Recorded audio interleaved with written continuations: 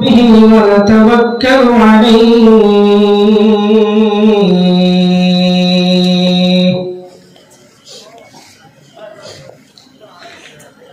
ونعوذ بالله من شرور أنفسنا ومن سيئات أعمالنا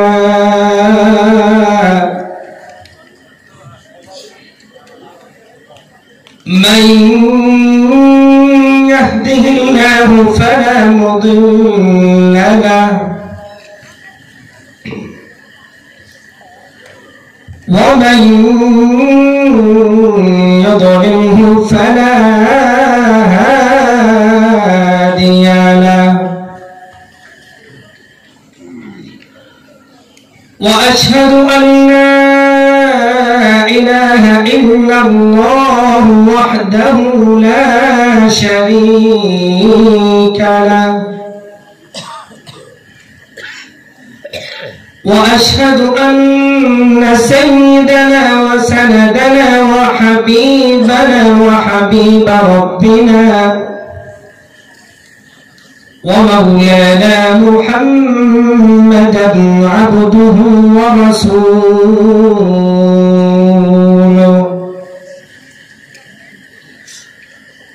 أرسله الله تعالى بالحق بشيرا ونذيرا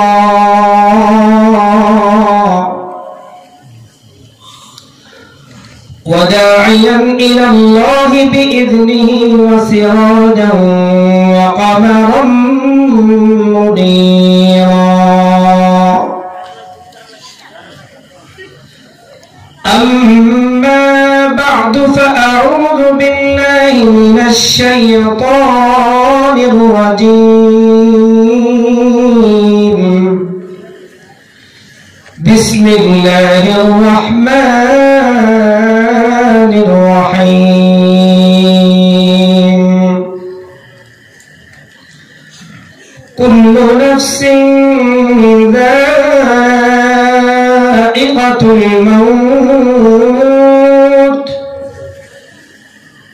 وإنما توفون أجوركم يوم القيامة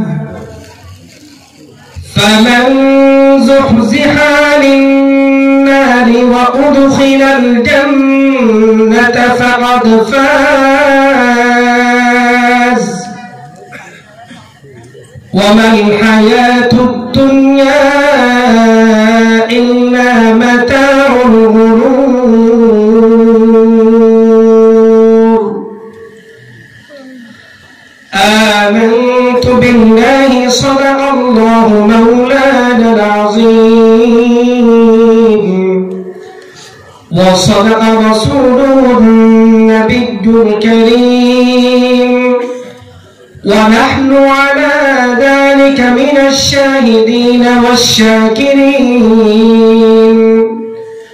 والحمد لله رب العالمين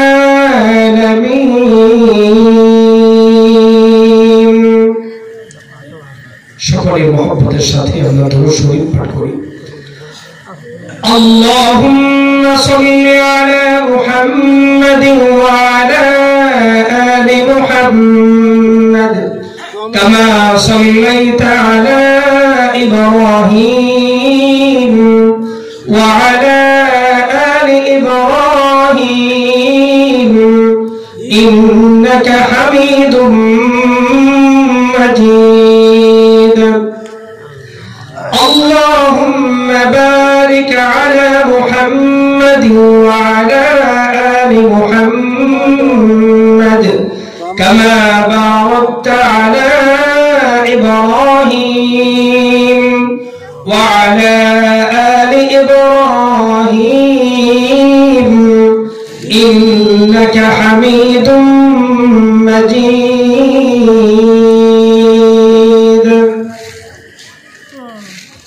নদবক্স দোয়ানের দক্ষিণ পাড় গাজীবাড়ি জামে মসজিদের উদ্যোগে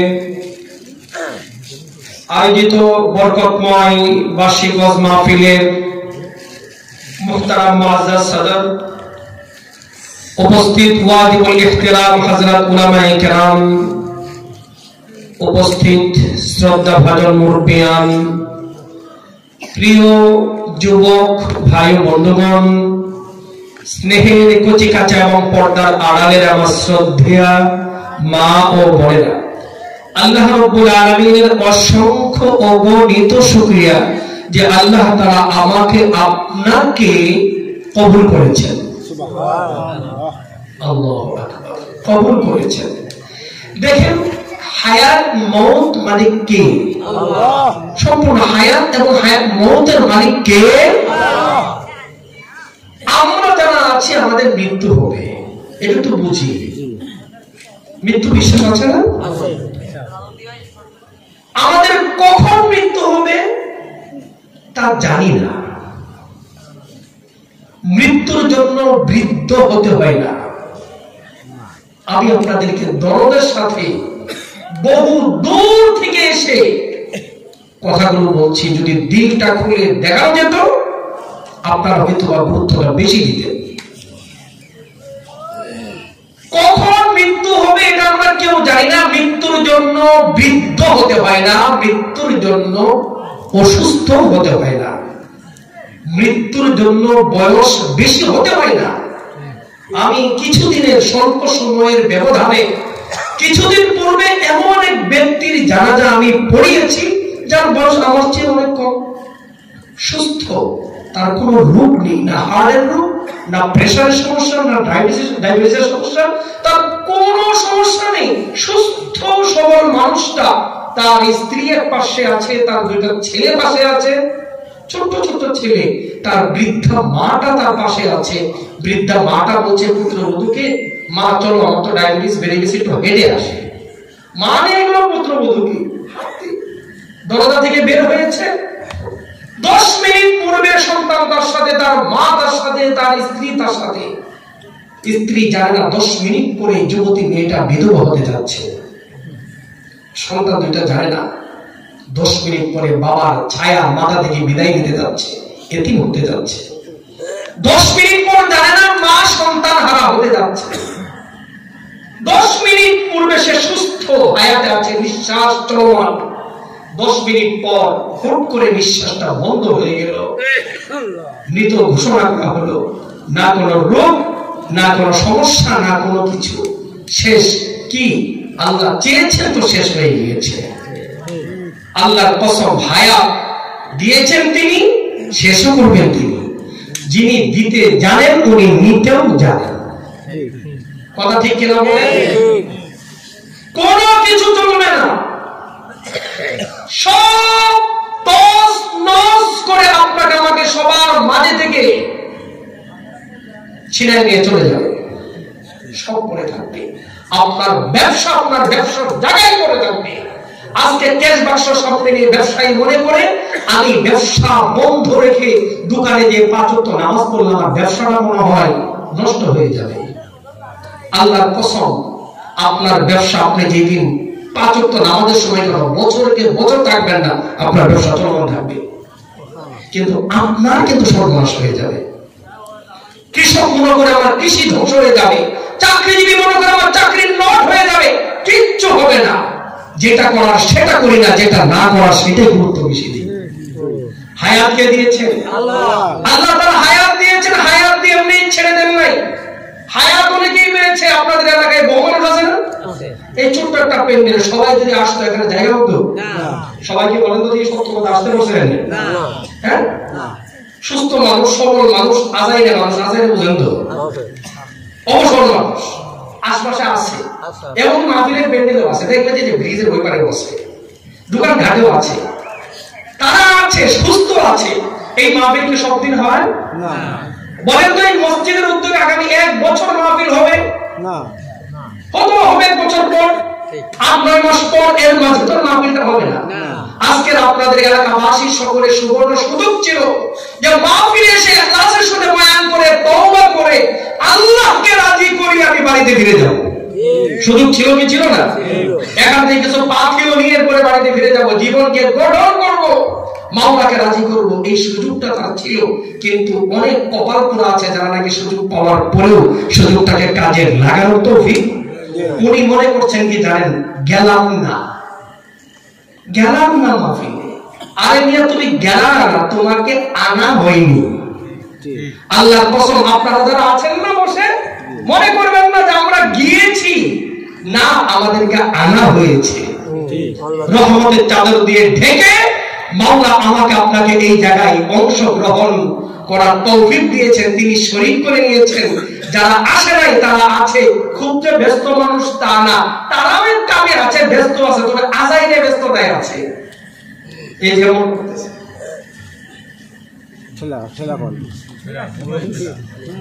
কথা মিলতেছে, বুঝতেছেন আপনারা নাকি খালি যুবকরাই বুঝতেছে? বুড়া বাবাজিরা বুঝেন? এই যে ধাক্কা করে খেলা না, খালি খেলা হেলি খুশাখুশি আছে কি না, এগুলো কে করে? যুবকেরা। এই যে আরেক কথা বললেন ভাই, খালি যুবকই করে, বুড়াই করে না। যার বুঝ আসে না, 80 বছর কোমরে হাঁটু না, শুধু বুক পর্যন্ত চলে গেছে, এমন বুই রাখো দেখছি আমি হিন্দি গান দেখতেছি, বুঝছেন? একদম কোমরে বুক পর্যন্ত চলে গেছে, যখন তখন বাতি নিভবে আর কোমরে যাবে, হয়তো তার কাপড়ের কাপড়টা কোনো না কোনো দোকানে চলে আসে। এর বেটা দেখতেই আছে ধুমধারা। আমার অভিজ্ঞতার কথা বলছি। আমি আমার মাদ্রাসা থেকে সিএনজি নিয়ে তাড়াতাড়ি বাসায় আসবো, চিন্তা করলাম সিএনজি একটা রিজার্ভ করলে ধরেন 250 টাকা লাগবে। আমার করে তারা আজাইরে টাকা নেয়, যারা নাকি ওই যে কয়দিন আগে দল করতো, একটা দল ছিল না, কথা বুঝছেন, ওদের তো আজাইরে টাকা অভাব নাই। আমরা তো হিসাব করে চিন্তা করা লাগে, আমরা 2 টাকা বাঁচায় সদকা করি, দান করি। তো আমি চিন্তা করলাম সিএনজি তো যেতেই হবে, যদি যাত্রী 2-1 পাওয়া যায়, উঠায় নিয়ে যায়, তাহলে আমার 200 টাকা বাঁচবে। তো ড্রাইভার দৌড়াই আসছে, কাছে আসতেছে, আমি দাঁড়ায় আছি, আমাকে হুজুর উঠে বসেন, একটু দেখি 1 মিনিট যদি হইল না, আপনারা নিয়ে টান দিয়ে চলে যাবো। তো আমি সিএনজির পিছনে উঠে বসলাম, বসার পরে বাম পাশে দেখি যে এক মুরব্বী এরকম করে দেখতেছে, এতটাই এখলাস, এরকম এখলাসের সাথে জিন্দেগিতে একটা নামাজ পড়ে না। যদি এখলাস নিয়ে নামাজটা করতো, আল্লাহর ওলি হয়ে যেত, কপাল খুলে যেত। এমন এখলাসের সাথে দেখতেছে, কি দেখতেছে জানেন? মক্কা মদিনার কেরাত না, হিন্দি গান শুনতেছে। এই বুইরা কি শুনতেছে? মনে করলাম যে 60-62 বছর বয়স হবে, কিন্তু আমি হ্যাঁ বলেন ওই চাইলটা ঢিলাঢিলি খুব আমার জায়গায় আছে না, আছে। আর আরো সময় আমি একটু চেতনা ব্যথা নিয়ে আপনাদের সাথে কথা বলতেছি না, খুব লক্ষ্য করেন। আমি বহু দূর থেকে আসছি কিছু বলার জন্য, আমার কথাগুলো না যাতে জড়িয়ে হয়ে যায়। আগামী বছর যে দূরে আর কষ্ট হয়েছে আল্লাহ জানে, আগামী বছর আমরা সাহস পাই কিনা। তো দেখি বুড়া খালি এরকম করতেছে, প্রথম দেখলাম এরকম করতেছে, করতে দেখলাম যে হিন্দি গান ধুমধারাক বাজতেছে। আমি পাশে ওইসব বসছি, বেটা দেখা নেই, মানে এক মাসের সাথে দেখতেছে। তো পাশে কি আসলো, কে গেল, আমি আমার বুড়ারে চিনি না, আমি আমার চিনি না। এই বুড়া যে গান শুনতেছে, আমি এরকম করে দেখতেছি। তো আমি বললাম, বাবাজি আপনার কি এই কাম? বুড়া মানুষ আপনার দেখা লাগে হিন্দি গান ড্যান্স, এই বলার সাথে সাথে তাকায় দেখো চিনে ফেলাইছে। মানুষ তো ভালোবাসে, মহব্বত করে, শ্রদ্ধা করে। আমার দেখে একটা বুড়া মানুষ কামাকামি শুনে, বুঝছেন তো? এই সময় মধ্যে এটা কামও করে না, বেটা আমার কই কি মরার মোবাইল কামও করে না। আচ্ছা ঠিক ঠিক ঠিক, এটা কাম করে না। আমি তো আগে গল্প করতেছি, আপনার বেটা মনে করি কি তো তোমার বুঝলাম বেটা দাঁত নাই, বয়স 80-85 হবে, মানে বলতে একটু ডক্টর হয়ে যাবে। আমি একটু হঠাৎ হঠাৎ ভিতরে হঠাৎ মরার দেখে বুইরা বেটা কোমর পর্যন্ত গেল, বুক পর্যন্ত কবরে চলে গেছে, হঠাৎ মরাত বলে হিন্দি গান দেখে। হঠাৎ মরাত হাতে তাসবিহ আসে না, কোরআন আসে না, কি আসে? এলাকার আশপাশে নাই? এটা তো যুবক বৃদ্ধ বাবাজি যারা আছেন, আসেন, চলে আসেন। সংক্ষেপে কথা হবে, 2-4টা কাজের কথা হবে, আমরা কথা নিয়ে ধোয়া নিয়ে চলে যাবো। দেখেন জিন্দেগি এই যে করছেন এটা, আমি তো বলি এই খোঁচাখুচি কিসের মধ্যে? মোবাইলে না, আপনার দামি জিন্দেগিটাকে খুঁচিয়ে কত বিক্ষত করে শূন্য হাতে কবরে চলে যাচ্ছেন, আল্লাহর সামনে আল্লাহর দুশমন হিসেবে দাঁড়াবেন, সেই দিন দেখবেন করার কিচ্ছু থাকবে না। ঠিক, হাতে মোবাইল নয়, হাতে কি নেবেন ভাই আমার বন্ধুরা? হাতে কি নেবেন? মোবাইল না, মোবাইল না, হাতে নেবেন এইটা। আমি দেখাই দিই আপনাদেরকে, আমার সাধ্য থাকলে, সুযোগ থাকলে আমি আজকে আপনাদের সবাইকে একটা করে কিনে দিতাম। এইটা নেন। কেন নিবেন? কেন নিবেন? একবার সুবহানাল্লাহ বলবেন, বলেন না সুবহানাল্লাহ। আল্লাহু আকবার। হাদিসের মধ্যে আছে সারা দুনিয়া যদি আপনি মালিক হয়ে যান কি পরিমাণ সফল, এর চেয়েও বেশি ধনী আপনি একবার সুবহানাল্লাহ বলবেন। আল্লাহু আকবার, আল্লাহু আকবার। চিন্তা করতে পারেন আপনি। আল্লাহু আকবার। আল্লাহ তাআলা হায়াত দিয়েছেন, হায়াতকে আল্লাহ তাআলা আমার আপনার নষ্ট করে দেন নাই। আপনাকে আমাকে তৌফিক দিয়েছেন দ্বীনি কিছু কথা বলার এবং শোনার। কথা ঠিক কিনা জোরে বলেন? এই জন্য অন্তরের গভীর থেকে কালিমাতুশ শুকর আদায় করে বলি সকলেই আলহামদুলিল্লাহ। এই সুন্দর মনের মানুষ তো দুর্বল কেন? আমরা জামান করেছি দুর্বল মানুষ কতটি মানুষ হয়, তাই তো চিৎকার মারে হয়। এত ছোট বাজে কেন? আপনারা কি দুর্বল? ভয় পান নাকি? মরতে মুমিনের আওয়াজে বলতে হবে আলহামদুলিল্লাহ। নারে তাকবীর। মরতে মুমিনের আওয়াজে নারে তাকবীর। মাশাআল্লাহ। বড় কথা নাই তো? আলহামদুলিল্লাহ। দেখেন আল্লাহ তাআলা জিন্দেগি দিয়েছে। আমি আপনাদেরকে দুইটা কথা বলবো, দুইটা প্রশ্ন করবো আপনাদেরকে। আমি খুব সজাগ থাকবেন। এক নম্বর প্রশ্ন, আমাদের সমাজে সফলকে আমরা কাকে সফল মনে করি? নম্বর এক। নম্বর দুই, বিচক্ষণ, দূরদর্শী, চালাক, শিয়ানা। এই শব্দগুলো বুঝেন তো? শিয়ানা, চালাক। আমাদের বর্তমান বিশ্বে, আমাদের সমাজে, আমাদের দেশে আমরা সর্বাধিক চালাক কাকে মনে করি? সমাজে কাকে মনে করে? উত্তরটা আমি দেই। সমাজের চালাক কাকে মনে করে? লক্ষ্য করেন, সমাজের চালাক কাকে মনে করে? আমাদের সমাজে, আমাদের দেশের মানুষ চালাক মনে করে, শিয়ানা মনে করে কাকে? যে নাকি 9 আর 6 পারদর্শী। ঠিক না? বুঝছেন তো? এই 9 বুঝছেন বাবাজি আপনারা? 9 মানে আপনার কাছ থেকে আমি 9 নিলাম, এমন 4 বাজি চালাইলাম, 10 রান দিলাম 6 আপনারা গুজামিল দিয়ে বুঝাই দিলাম, 3 রয়ে গেল আমার কাছে। এর কি কয়? শিয়ানা। কথা ঠিক কিনা বলেন? পুরা পাস করছে মেট্রিক, কোন যোগ্যতা নাই, ঢাকা গেল গার্মেন্টসের চাকরি। এই গার্মেন্টসের চাকরি করতে যায়, গার্মেন্ট থেকে চুরি চামারি করে আস্তে আস্তে গার্মেন্টসের মালিক রে মেডিসিন খাওয়ায়া, টাল বানায়া, তার সম্পদ লিখে নিয়ে কোটি কোটি টাকার মালিক হয়ে গেছে। আমাদের এলাকায় আছে এরকম কিছু গার্মেন্টসের মালিক হয়ে গেছে। 8 পাস গেছে কর্মচারী হয়ে গেছে গার্মেন্টসের মালিক, শিল্পপতি। এক এক ঈদে এক এক গাড়ি নিয়ে এলাকায় আসে, আর মানুষকে দেড়াচ্ছে খালি টাকা দেয়।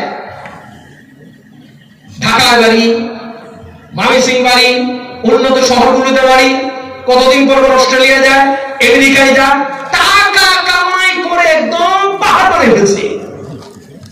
এলাকার মানুষ কয় বাপের কিচ্ছু আছে, রিক্সার মধ্যে বস্ত্র না, এই বাপের গাড়ি এনে দিছে। পুরা এক এক ছুটিতে এক এক গাড়ি নিয়ে আসে, টাকা কইরা পাহাড় বানিয়ে ফেলছে। এলাকার মানুষ দেখবে চা ঢুকে, আমাদের চা ঢুকে আছে, আমাদের মানুষ কি করে জানেন? বেকুল আছে, একটা করে টিভি থাকে, 5 টাকা করে নিয়ে যায়, একটা করে চা খায়, 3 ঘন্টা পয়সা খালি হলে জাহান্নাম কামাই করে আসে। এটা জাহান্নাম কামাই করার সহজ একটা জায়গা। বাবাজি বুঝছেন? না করতেছেন? ওখানে বসে কি আসলে সুবহানাল্লাহ সুবহানাল্লাহ চলে? ওখানে বসে আলহামদুলিল্লাহ আলহামদুলিল্লাহ চলে? কার নিয়ে কি করবে? কার পুরাই কি করবে? কথা ঠিক ঠিক কার পুরাই কি করলো, কার নিয়ে কি করলো, কোন বেলা কি করলো? মানে ও একমাত্র ফেরেশতা, আর এলাকার মানুষ সব বসবে তারা হাঁটি গপ্পের বাক্স খুলে বসে এই সব মজা আলাপ করে, সত্য তো বলে বলে মিথ্যাও বলে। আর সব মানুষ যদি হাগরে শুনে ওর বলা শেষ হলে আগে শুরু করে 4-5 ঘন্টা চলে শয়তান ঠোঁটের মধ্যে মধু লাগাই দেয় মানুষের দুষ্টচা দিয়ে। এটা কি বলে? গীবত। যত বড় নেক কাজের অধিকারী হোক না কেন, গীবত করলে তার সারা জিন্দেগি নেক আমল সম্পর্ক। যাচ্ছে কোথায়? হাতে তসবিহা নিয়ে সুবহানাল্লাহ কইতে কইতে যাইতেছে, জাহান্নাম কামাই করে আসতেছে। এই হোটেলে বসে দেখবেন গল্প ঝাড়বে, আরে অমুকের গুলা কি শিয়ানা জানোস, অল্প দিনের মধ্যে টাকা কামাই করে পাহাড় বানাই হয়েছে। আমাদের ওই এলাকার গুলা অমুকের ছেলে আব্দুর রহমানের ছেলে মাস্টার্স পাস করলো, রেজাল্ট ভালো, ছেলেটা ভদ্র, ও তো কিছুই করতে পারলো না জিন্দিগিতে, পুরো সৎ। ওরে বুঝাই মনে করে, ওটা দেখি মনে করে চালাক। চালাক কানে মনে করে পুরো আপনার জায়গা কিনছে। আমরা 33% বলি 1 বিঘা জায়গা, আমাদের তাই। আপনারা কি বলেন? 33% জায়গা কিনা পার বাইন্দা একটা চিংড়ির ঘের করছে। 33% অথবা ক্ষেত চাষ করতেছে।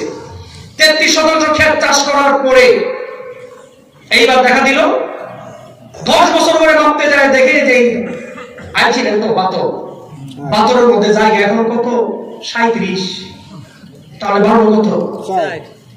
এই জায়গাটা কি 400% নিচের থেকে বেরিয়েছে? কতদিন বুঝে থাকলে কোথ থেকে আসছে?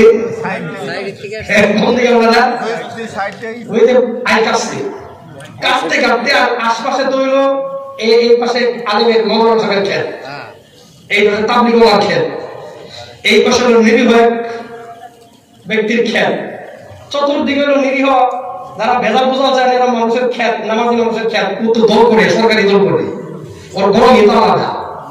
ও বাতর কাইটা ধাক্কায় নিতে নিতে 10 বছরে জায়গা বানাইছে কত? 37। বাবা কত? 4। বাবাও খুশি, দাদাও খুশি। বাপে পুলার পিঠের মধ্যে থাবড়া মেরে কয়, পুলা পুলা তুই আমার যুদ্ধ পুলা, বংশের বাতি তুই ধরে রাখবি। বলেন এটা শিয়ানা মনে করে কি করে না? আর যেই পুলা জায়গা কিনছে 33, 10 বছর পরে 33 আছে। বাপ ওই পুলারে ভালো করে বন্ধ করে ঠিক কই বুঝাই মিলতেছে কথা। বাপ হলো দোকানের কেছে, বাপ কোথায়? পুলা দোকানের গার্মেন্টসের টেবিলে। আপনি গেছেন আপনার মেয়ের কাপড় কিনতে, কি কাপড় কিনতে গেছেন? কি কেউ কই শাড়ি, কেউ কই 3-20, এখন শাড়ি চলে না। মেয়েরা কই ধরনের কাপড় পরে? আপনাদের বলতে হবে তো, মেয়েরা কই ধরনের কাপড় পরে? শাড়ি, 3-piece, আর কি পরে? ব্লাউজ, সায়া, ব্লাউজ। না না, ও তো কলা গুলা। শাড়ি পরে, 3-piece পরে, আর কি পরে? মিক্সি। হ্যাঁ, ও এই যে উনি ঠিক কথা কইছে। তাহলে কারো কারো মেয়ে শাড়ি পরে, কথা ঠিক কিনা?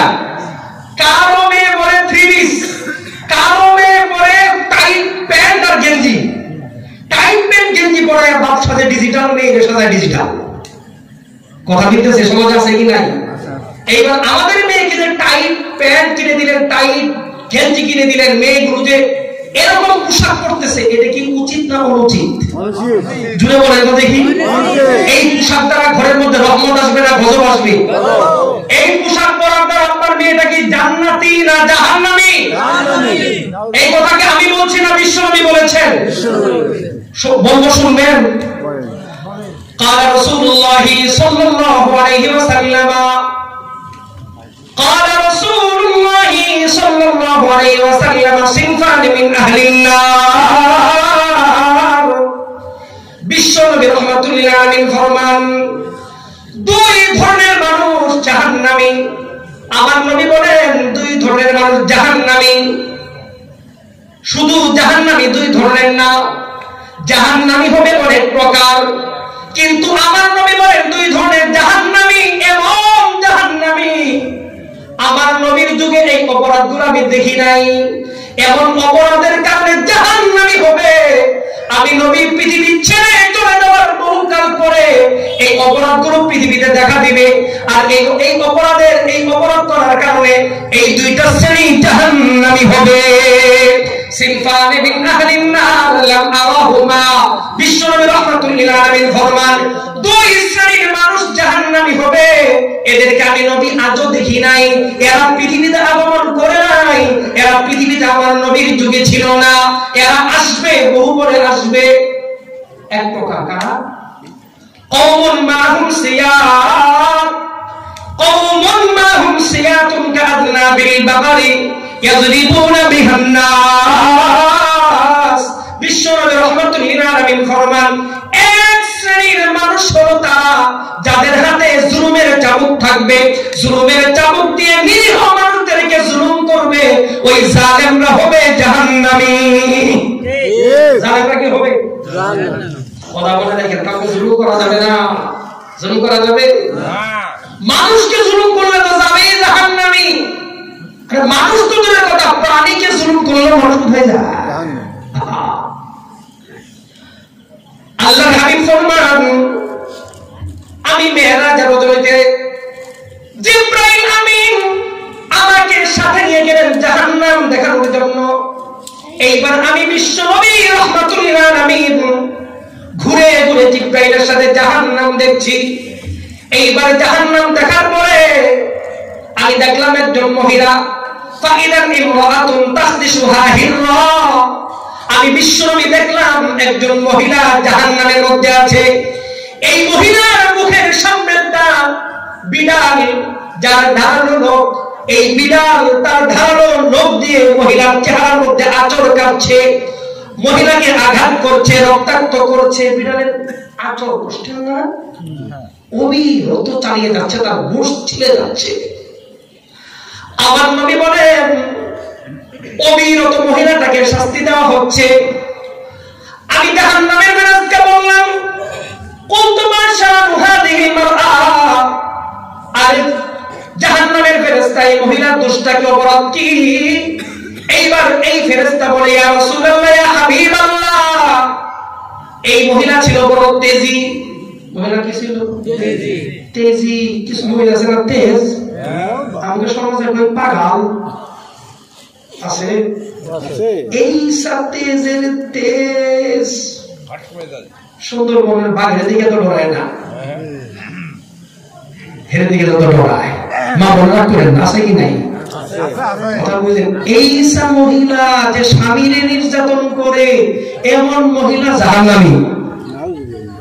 বুঝছেন কথা? যেমন বলেন, একবার ডিসি সাহেব আমাকে বলে কি, হুজুর আপনার কাছে আসছি, আমাকে চা দেওয়া দিছে, গেছি, হুজুর আপনার সাথে কথা বলার ইচ্ছা আমার, আপনি 2-3টা বিষয় আমাকে একটু একটা প্রবন্ধ লিখে দিবেন। 2-3টা বিষয়ের মধ্যে একটা বিষয় হলো এটা যে বর্তমানে যে নারী নির্যাতন চলতেছে, এই বিষয়টা নিয়ে। কি নির্যাতন? নারী নির্যাতন। আমার পাশে আরেক ইমাম সাহেব ছিলেন, আমি তো পুরোপুরি হাসতেছি, তুমি কইতেছে স্যার নারী নির্যাতনের কথা কইতেছে, পুরুষ নির্যাতনের কথা কইবেন না। সমাজে কি পুরুষ নির্যাতন চলতেছে না? বলে চলতেছে না? তো ইমাম সাহেব বলল, স্যার এই নেতে কেউ নাই, সত্যি করে বলতে আমরা বউ আমরা জানি না।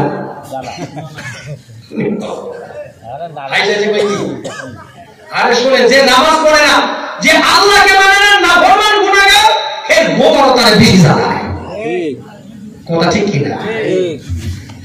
এইবার বিশ্বনবী রাহমাতুল লিল আলামিন ফরমান, আল্লাহর এই বান্দি, এই মহিলার অপরাধটা কি? এইবার এই ফেরেশতা উত্তরে বলে, ইয়া রাসূলুল্লাহ, ইয়া হাবিবাল্লাহ, এই মহিলা ছিল বড় তেজি। বুখারীর হাদিস। এই মহিলা ছিল বড় রাগী, বড় পাগল, বড় তেজি, বড় রাগী। তার বাড়িতে বিড়াল ছিল, বিড়াল এসে তরকারির মধ্যে মুখ দিত, ভাতের মধ্যে মুখ লাগাইতো, লাগে না বিড়াল? এই লাগাইলো কেন? মেজাজ মিলিটারি, এই সব মেজাজ এই বিড়ালে করছে কি, খাঁচি দিয়ে বন্ধ করে, এই বিড়ালে বন্ধ করে রাখছে। 1 দিন 2 দিন 3 দিন ফেরেশতা বলে, ইয়া রাসূলুল্লাহ, ইয়া হাবিবাল্লাহ, লা আতামাতহা ওয়ালা আরসালহা হাত্তা তাকুলা মিন খাশাশিল আরদ। এই বিড়ালকে পানিও দেয় নাই, খাদ্যও দেয় নাই। বিড়ালটা 3 দিন যাবত ছটফট করতে করতে, হাত্তা মাতা জুআন, ছটফট করতে করতে বিড়ালটা ক্ষুধার্ত তৃষ্ণার্ত অবস্থায় ছটফট করতে করতে এই বিড়ালটা খাঁচির মধ্যে মারা যায়। দেখেন, এটাকে আমরা গুনাহ মনে করি? বলেন তো, গুনাহ মনে করি? আমার নবী বলেন, বিশ্বনবী রাহমাতুল লিল আলামিন বলেন, ফেরেশতা বলে, ইয়া রাসূলুল্লাহ, ইয়া হাবিবাল্লাহ, আল্লাহ রাব্বুল আলামিন এই অপরাধের কারণে বান্দিকে আটকিয়ে দিলেন। আল্লাহর এই বান্দি তাহাজ্জুদ গুজার ছিল, 5 ওয়াক্ত নামাজ আদায় করত, আল্লাহর এই বান্দি সাদকা করত, আল্লাহর এই বান্দি বহু ইবাদত করত, আল্লাহর এই বান্দি বহু ইবাদত করত। ইবাদত করার পরেও জুলুমের কারণে রব্বুল আলামিন তার ঠিকানা জাহান্নাম বানিয়ে দিয়েছে। ভাইরা আমার, বন্ধুরা আমার, জালেম যদি তাহাজ্জুদ গুজার হয়, জালেম যদি নামাজি হয়, জালেম যদি আল্লাহর ওলি হয়, আরেকটা কথা মনে রাখবেন, জালেমের হাতে তসবিহ থাকতে পারে কিন্তু আল্লাহর ওলি হতে পারে না। জালেম ব্যক্তি আল্লাহর দুশমন, জালেম ব্যক্তি জাহান্নামী, জালেম ব্যক্তি হলো অপরাধী আর নাফরমান। এই জন্য জুলুম করা যাবে না, কথা মনে রাখবেন ভাইরা আমার, বন্ধুরা আমার। বড় মহব্বতের সাথে বলছি, কাউকে জুলুম করব না। দুই দিনের জিন্দেগি, একজন আঘাত করেছে সত্য করে, জুলুম করেন না। আজকের আলোচনার বিষয় আমার এটা না। বলেছিলাম বিশ্বনবী ফরমান, কয় ধরনের ব্যক্তিকে আমি জাহান্নামে দেখলাম। এক নম্বর ব্যক্তি যারা জালেম হবে, এরা হবে জাহান্নামী। নম্বর 2, রাখা যায় না জানি বলবো, আমার নবী বলেন দ্বিতীয় নম্বর কারা, নিসা। আমার নবী বলেন কিছু মহিলা যারা জাহান্নামী হবে, সব মহিলা না, সকল মহিলা জাহান্নামী হবে না।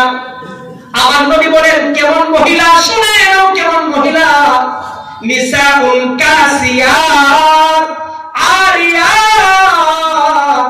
আমার নবী বলেন এমন মহিলা যারা দৃশ্যত কাপড় পরিহিত হবে কিন্তু বাস্তবে তারা হবে উলঙ্গ। এমন মহিলা যারা কাপড় পরা পরে হবে উলঙ্গ, এই মহিলাগুলো হবে জাহান্নামী। ভাই আমার, বন্ধুরা আমার, প্রশ্ন থাকে কাপড় পরেছে উলঙ্গ কেমনে হয়, কাপড় পরিধান করেছে উলঙ্গ কেমনে হয়। ভাই আমার, বন্ধুরা আমার, 2 ধরনের কাপড় এইটা পরিধান করলে উলঙ্গ থাকে। নম্বর 1, এমন কাপড় যে কাপড়টা মোটা, শরীরের চামড়া দেখা যায় না কিন্তু এত চাপা যে অঙ্গের মাপ বোঝা যায়। ওই যে ভাই বলেছিলেন না, সমাজে কিছু প্যান্ট পরে, শার্ট পরে বা গেঞ্জি পরে, এই আছে কি নাই? যেই বাবার লজ্জা আছে, যেই বাবার আল্লাহর ভয় আছে, যেই বাবার কিঞ্চিত শরম আছে, এই বাবা এমন পোশাক কোন মেয়েকে পরাতে পারে না। কথা ঠিক কিনা বলেন?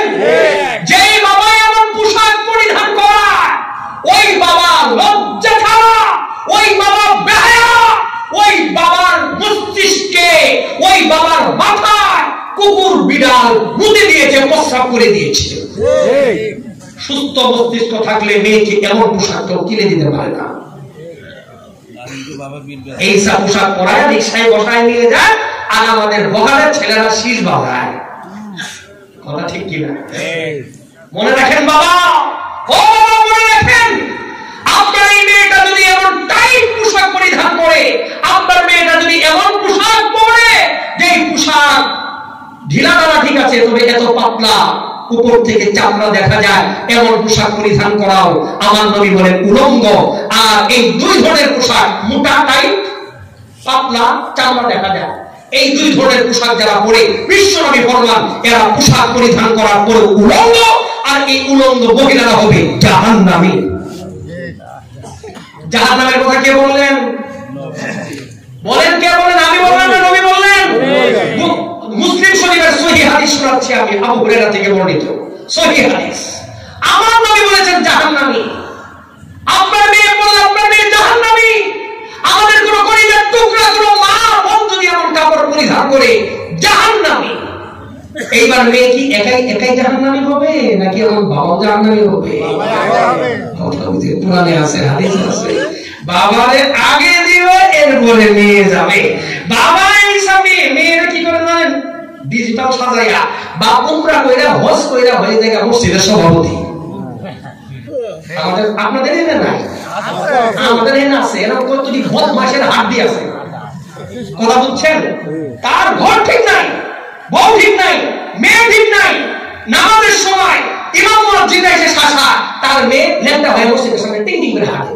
ঠিক আপনাদের এলাকায় না, আমাদের এলাকায় বর্তমানে সুন্দরী আছে, সভাপতির সাথে মাইনাস জুড়ে আল্লাহ তারা সাইজ করে ফেলবে করে সভাপতির সাথে। কথা ঠিক কিনা বল? এই বদতমিজি ধোঁকাবাজি আল্লাহর সাথে চলে না। বাবা আমার অনুরোধ করি মেয়েকে পর্দা করান। আপনি বলবেন মেয়েদের পর্দা করানো মানে তো না, মানবে কেমনে? বড় হইলে মানবে না। এই জন্য মেয়েকে ছোট থেকেই শালীন পোশাক পরিধান করা। ছোট থেকে মেয়েকে প্যান্ট পরাবেন না, শার্ট পরাবেন না, মেয়েকে ঢোলা ঢালা শালীন ইসলামী পোশাক পরান। বড় হইলে দেখবেন যে মেয়ে পিঠে লজ্জা থাকবে, কোন লজ্জা সরম কিচ্ছুই নাই। আছে ওরে বাপ রে বাপ। সেই দিন আমি জামালপুর শহরে দেখি এক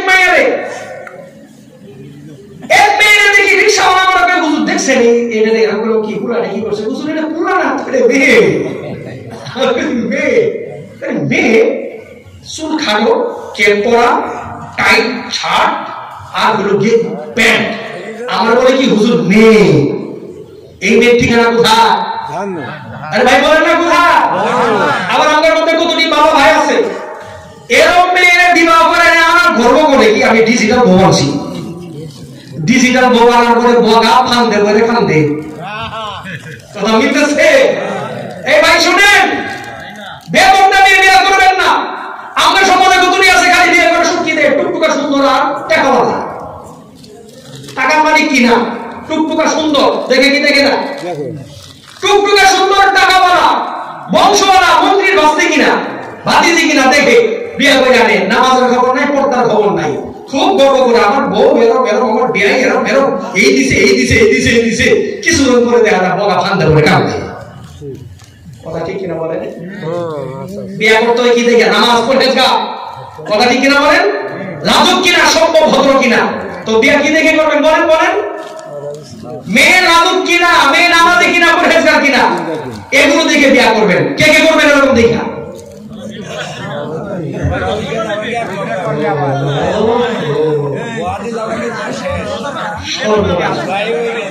বিপদ হয়ে গেছে না?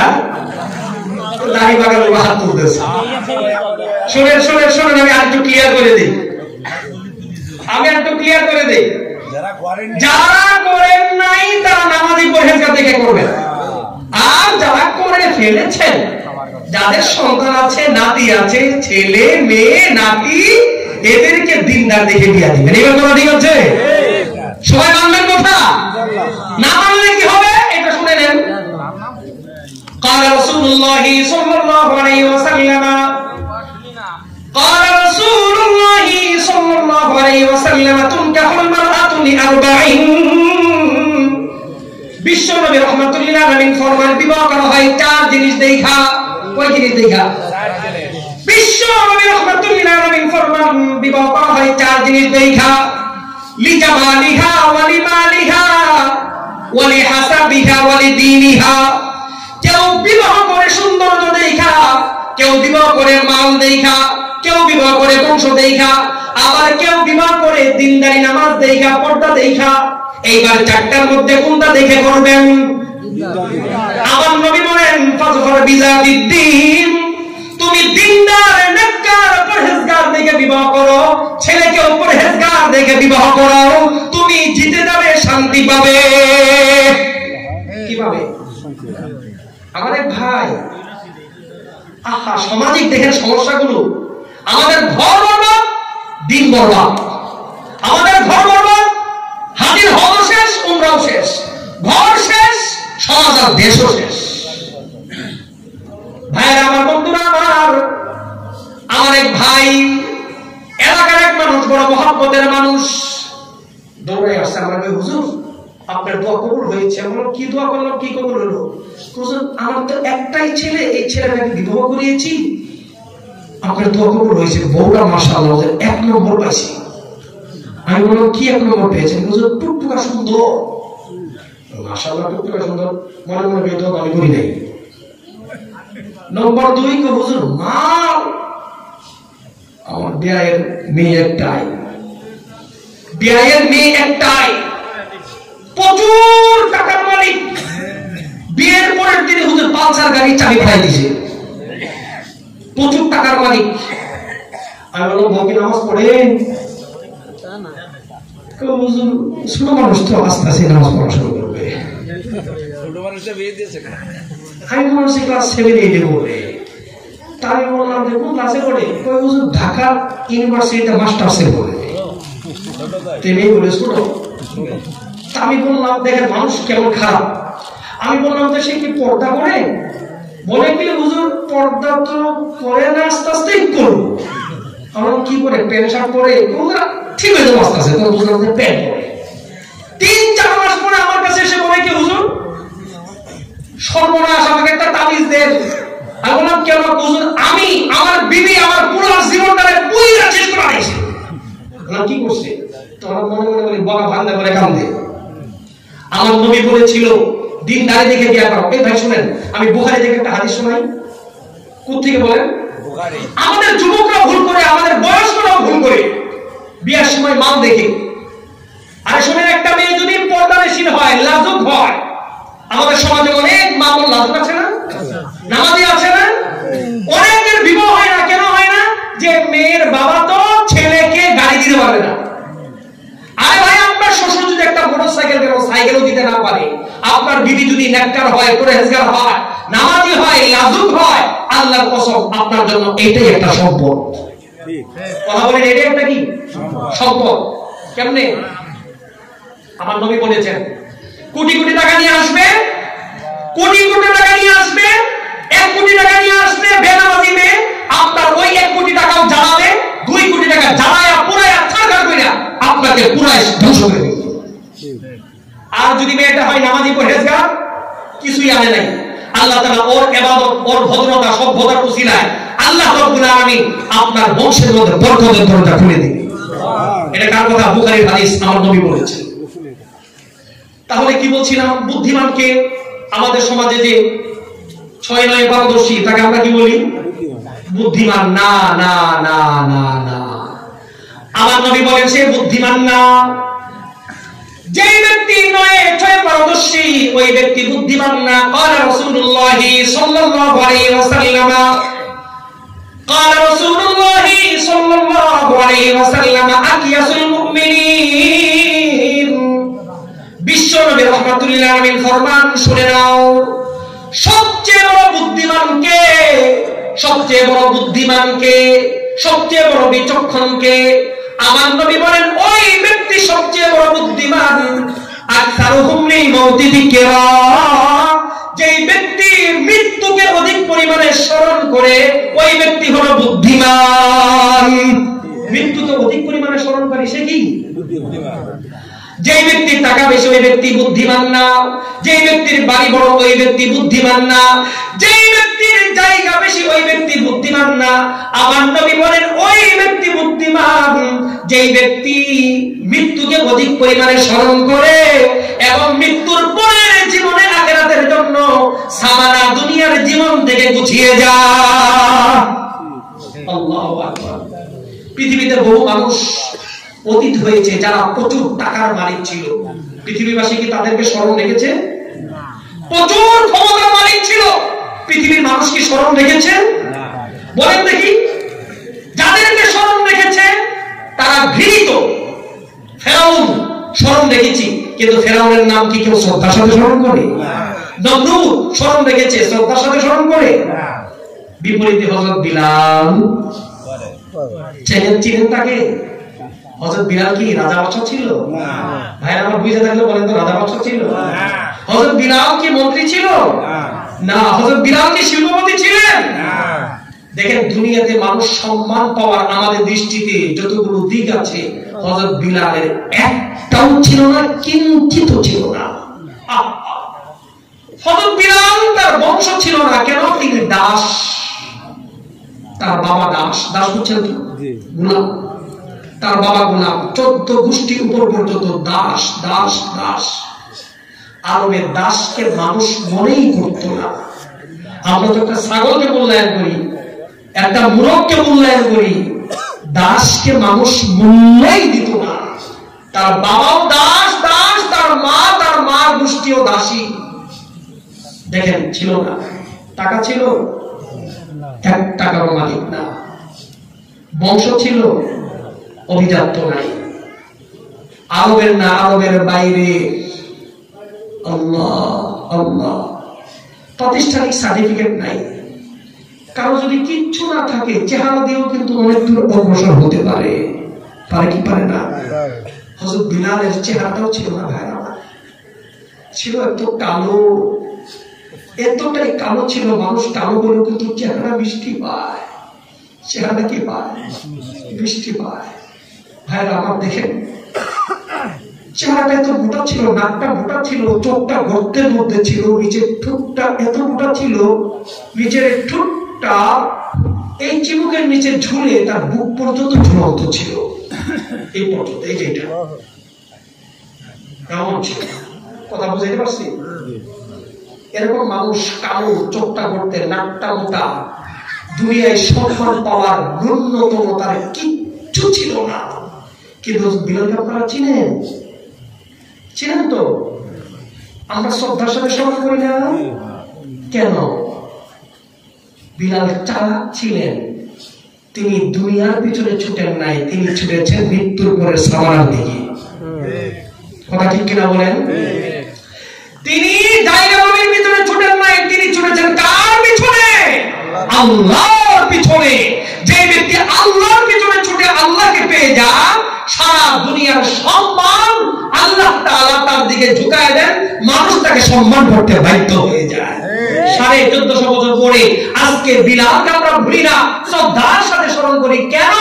আমার নবী বিলালকে মহব্বত করতেন, ভালোবাসতেন। কেন? আল্লাহ ভালোবাসতো, তার কিচ্ছু ছিল না। আমার বিশ্বনবী রাহমাতুল্লিল আলামিন মেরাজে গেলেন। কোথায় গেলেন? মেরাজে গেলেন। মেরাজে যাওয়ার পরে আমার নবী, মেরাজে যাওয়ার পরে আমার নবী একবার হয়েছে জাগ্রত অবস্থায় মেরাজ, 5 বার হয়েছে স্বপ্ন যুগের মেরাজ। আমার নবী মেরাজ থেকে আসলেন, ফজর নামাজ হয়ে গেল।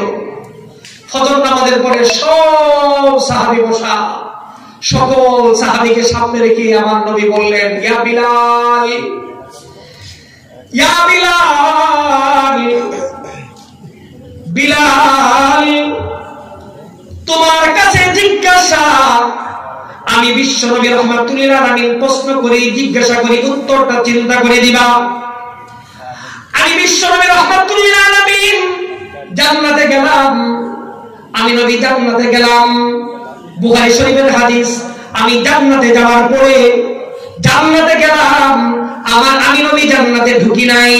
আমি নবী জান্নাতে যাওয়ার আগে বিলাল, ফাইন্নী সামিতু দাফানা আলাইকা বাইনা ইয়াদাইয়া ফিল জান্নাহ। আমি রাহমাতুল্লিল আলামিন জান্নাতে ঢুকলাম না, আমি নবী জান্নাতে যেতে পারলাম না। তুমি বিলাল, আমি নবীর আগে কিভাবে জান্নাতে গেলা? সুবহানাল্লাহ। অতঃ বিলাল কার আগে জান্নাতে? قال رسول الله صلى الله عليه وسلم حرمت الجنة على الأنبياء، حرمت الجنة على الأنبياء حتى أدخلها। আমার নবী বলেন, সহিহ হাদিস, রব্বুল আলামিন জান্নাত সৃষ্টি করেছেন, রব্বুল আলামিন জান্নাত সাজিয়েছেন, রব্বুল আলামিন জান্নাত সাজিয়ে জান্নাত ক্লোজ করে রেখেছেন, দরজা বন্ধ করে রেখেছেন। আমার নবী বলেন, রব্বুল আলামিন জান্নাত তালা দিয়ে রেখেছেন। কি করে রেখেছেন? জান্নাত তালা দেওয়া, জান্নাত তালা দেওয়া। আমার নবী বলেন, আমি নবী সর্বপ্রথম জান্নাতে যাব, আমি নবী সর্বপ্রথম জান্নাতে যাব। এরপরে আদম আলাইহিস সালাম থেকে নিয়ে হযরত ঈসা পর্যন্ত যত নবী পৃথিবীতে আগমন করেছেন, অন্য সব নবী, আমার নবী বলেন, সবার জন্য জান্নাতে ঢোকা হারাম যতক্ষণ না আমি নবী জান্নাতে যাব। আমি নবী জান্নাতে প্রবেশ করব, এরপরে আদম থেকে নিয়ে ঈসা পর্যন্ত সকল নবী রাসূলের জন্য জান্নাতে ঢোকা হালাল হবে। আমার নবীর আগে কোন নবী জান্নাতে যাইতে পারে না। হযরত বিলাল কিভাবে জান্নাতে যায়? এটা প্রশ্ন না? আমি আর নবীর পূর্বে আদম জান্নাতে যেতে পারে না। আমার নবীর পূর্বে আমাদের পিতা, জাতির পিতা, জাতির পিতাকে আরে শুনে বলেন কে? ওই দিন আগে আরেকটা কইছিলেন গো। এখন আছে ভাই আছে। আরে বলেন আমার জীবন চলে যাবে যে আমার আব্বা না হেরাম আব্বা গুনাহ। কথা বলেন আমাদের জাতির পিতাকে। ভাইরা আমার, বন্ধুরা আমার, আমার নবীর আগে বাবা আদম জান্নাতে যেতে পারে না। আমার নবীর আগে আমাদের জাতির পিতা জান্নাতে যেতে পারে না। আমার নবীর আগে নবী মুসা জান্নাতে যেতে পারে না। আমার নবীর আগে নবী ঈসা জান্নাতে যেতে পারে না। আমার নবীর আগে কোন নবী জান্নাতে যেতে পারে না। প্রশ্ন হলো নবীর উম্মত সাধারণ একজন বান্দা, সাধারণ একজন মানুষ বিলাল কিভাবে জান্নাতে যায়? এটা প্রশ্ন। এই প্রশ্নের উত্তরে পেয়েছি আমি ভাইরা আমার মুফতি তাকি উসমানী সাহেবের একটা হাদিসের ব্যাখ্যার গ্রন্থ আছে মানাজিলে জান্নাত, ওইটার মধ্যে এই বিস্তারিত হাদিসটা পেয়েছি। ভাইরা আমার, বন্ধুরা আমার, লক্ষ্য করেন এই যে আপনাদের এলাকায় যোগাযোগ ব্যবস্থা সহজ, কেন পদ্মা ব্রিজ হয়েছে না? আরে বলেন কি হয়েছে? পদ্মা ব্রিজ হয়েছে না? তো পদ্মা ব্রিজ যেদিন হয়েছে, এত বড় ব্রিজটা হওয়ার পরে এই ব্রিজ কি ডাইরেক্ট এমনি উদ্বোধন হয়ে গেছে নাকি একটা ডেট হয়েছে? অনুষ্ঠানের বাজেট হয়েছে। কথা ঠিক কেন বলেন? ডেট হয়েছে, অনুষ্ঠানের বাজেট হয়েছে। অনুষ্ঠানের চিফ গেস্ট কে ছিল? তৎকালীন সময়ে প্রধানমন্ত্রী, রাষ্ট্রের সর্বোচ্চ গুরুত্বপূর্ণ ব্যক্তি। কথা ঠিক না? অনুষ্ঠানের জন্য একটা বাজেট হয়েছে, শুনেছি কয়েকশো কোটি টাকা নাকি বাজেট ছিল। কথা ঠিক? কয়েকশো কোটি টাকা বাজেট ছিল, গান বাজনা ছিল, দেশ বিদেশের নাকি গায়ক গায়িকাও ছিল, কোন কিছুর অভাব ছিল না। কিন্তু এই কপাল পুরার অভাব ছিল একটা, কোরআন তেলাওয়াতের অভাব ছিল। সূরা রহমান তেলাওয়াত করছে, কিয়ামত করে আসে ওই দিন ক্ষমতা শেষ। কথা ঠিক কিনা বলেন? কপালে জুটে নাই। কি ভাষায় যে কোরআন পড়েছে, আল্লাহ আমাদের সবাইকে মাফ করে আমিন। তো ওই দিন একটা বিশাল মনোমুগ্ধকর অনুষ্ঠান হয়েছে না? এই মনোমুগ্ধকর অনুষ্ঠান হওয়ার পরে ব্রিজ উদ্বোধন হবে। এই ব্রিজের প্রথম গাড়িটা কাল যাবে বলেন তো দেখি? প্রধানমন্ত্রী না? তাহলে উদ্বোধন কে করবে? মাননীয়, তৎকালীন সময় ঘোষণা হয়েছে মাননীয় প্রধান অতিথি প্রধানমন্ত্রী। উনি ব্রিজ কি করবেন? উদ্বোধন করবেন। তাহলে একটা ছোট্ট ব্রিজ যদি কয়েকশত কোটি টাকার বাজেটের অনুষ্ঠান দ্বারা উদ্বোধন করতে হয়, ফিটা কাটতে হয়, তাহলে জান্নাত কত দামি? এই ভাই আমার, জান্নাত কত দামি জানেন? সারা দুনিয়া যদি 700 বার বিক্রি করেন, শুধু আপনাদের এই থানার নাম কি? হ্যাঁ, দাপুর থানা। হ্যাঁ, দাপুর থানা। এই দাপুর থানা কেন, খুলনা জেলা কেন, বিভাগ কেন, কথা বুঝলেন? গোটা বাংলাদেশ কেন, সারাটা দুনিয়া যদি আপনার 700 বার বিক্রি করে, কতবার? আর জান্নাতের জানালা হবে না? জানালা, এই জানালার যে গ্রিল হবে না, এই গ্রিলের অর্ধ হাত গ্রিল, একটা গ্রিলের অর্ধ হাত। এই অর্ধ হাত গ্রিলের মূল্য কত হবে জানেন? সারা দুনিয়ার 700 বার বিক্রি করলেও অর্ধ হাত গ্রিলের মূল্য হবে না। এই মুসলমান, আল্লাহ তাআলা এমন বিশাল দামি জান্নাত আপনাকে দিবেন শুধু এক ঈমানের কারণে। লা ইলাহা ইল্লাল্লাহ মুহাম্মাদুর জীবন চলে যাবে। এই জন্য সফল ওই ব্যক্তি, যে ব্যক্তি ঈমান পেয়ে গেল। যে ব্যক্তির ঈমান নাই, কোটি কোটি ডলারের মালিক, সারা দুনিয়ার মালিক, ঈমান নাই, আল্লাহর কসম সেই ব্যক্তি অভাবী আর গরীব। আর যেই মা বোন, যেই বাবা ভাই ঈমান পেয়ে গেল, তার একটা সেন্ডেলও নাই পড়া, ওই ব্যক্তি ধনী, সফল, সাকসেস। ঠিক কথা বুঝাইতে পারছি? এটা ঈমান বহুত চুর আসবে, বিভিন্ন ছলে বলে কৌশলে আমাদের ঈমানকে চুরি করতে যাবে। কখনো ঈমান ছাড়বেন না। কোন নতুন কথা শুনলেই উলামায়ে কেরামের সাথে শেয়ার করবেন। হুজুর অমুক পণ্ডিত যে আমার এই কথাগুলো বললো, শুনলাম না, কথা কি ঠিক আছে না বেঠিক আছে? একা একা মন করা খায় না, একা একা বুঝলেন না, কথা ধ্বংস হয়ে যাবেন। সূক্ষ্মভাবে মানুষ এখন ঈমান চুরি করতেছে। আমাদের সমাজে ঘাপটি মাইরা আছে খ্রিস্টান মিশনারি, আমাদের সমাজে ঘাপটি মাইরা আছে ইংল্যান্ড থেকে অস্ট্রেলিয়া থেকে ঈমান চুরেরা মেহনত করতেছে ঈমান চুরি করার জন্য। আমাদের দেশে ঘাপটি মাইরা আছে কাদিয়ানী সম্প্রদায়, কাফের, ঈমানকে চুরি করার জন্য। সজাগ থাকতে হবে। তো বলছিলাম, একটা গ্রিলের মূল্য কত? সারা দুনিয়া 700 বার বিক্রি করলেও একটা গ্রিলের মূল্য হবে না। কথা ঠিক কিনা বলেন? তাহলে জান্নাতটা, বিশাল জান্নাত কত দামি? এই জান্নাত কি এমনি এমনি আল্লাহ তাআলা ওপেন করে দিবেন? অনুষ্ঠান হবে না? হবে। জান্নাতের অনুষ্ঠানটা কেমন হবে? আল্লাহ রাব্বুল আলামিন হবে নিজে আইডল। সুবহানাল্লাহ বলেন না? আরে জোরে বলেন না সুবহানাল্লাহ। আল্লাহ তাআলা হবে আইডল। এই জান্নাতের চিফ গেস্ট, প্রধান মেহমান হবেন বিশ্বনবী রাহমাতুল লিল আলামিন। জান্নাতের ফিতা কেটে উদ্বোধন করবেন বিশ্বনবী রাহমাতুল লিল আলামিন। আমার নবীর আগে কেউ জান্নাতে যাবে না, জান্নাতে ঢোকা হারাম, হারাম। আমার নবী বলেন, হুররিমাতিল জান্নাহ আলাল আমবিয়া হাত্তা আদখুলাহা। আমি রাহমাতুল লিল আলামিন, বিশ্বনবী যতক্ষণ না জান্নাতে যাচ্ছি, সবার জন্য জান্নাতে ঢোকা হারাম, কেউ যেতে পারে না। তাহলে অনুষ্ঠান হবে যে আয়োজন কে করবেন? আল্লাহ তাআলা। দর্শনার্থী কে থাকবেন? যারা মুমিন মুসলমান নরনারী, আপনি আমি আমরা থাকবেন সেদিন। কে কে থাকবেন? হাত তুলে দেখি, কে কে থাকবেন ওই অনুষ্ঠানে? থাকবেন সবাই? নারায়ে তাকবীর! আল্লাহ সবাইকে কবুল করে নাও। হাত নামান। অনুষ্ঠানে থাকার জন্য ঈমানের সাথে নাকি আমল করতে হবে, ঠিক আছে কিনা? হারাম কাজ করা যাবে না, হারাম খাওয়া যাবে না, বেঁচে থাকতে হবে। 2 দিনের জীবন ভাই আমার, 2 দিনের জীবন। তো বিশ্বনবী ফরমান বিশাল অনুষ্ঠান করা হবে।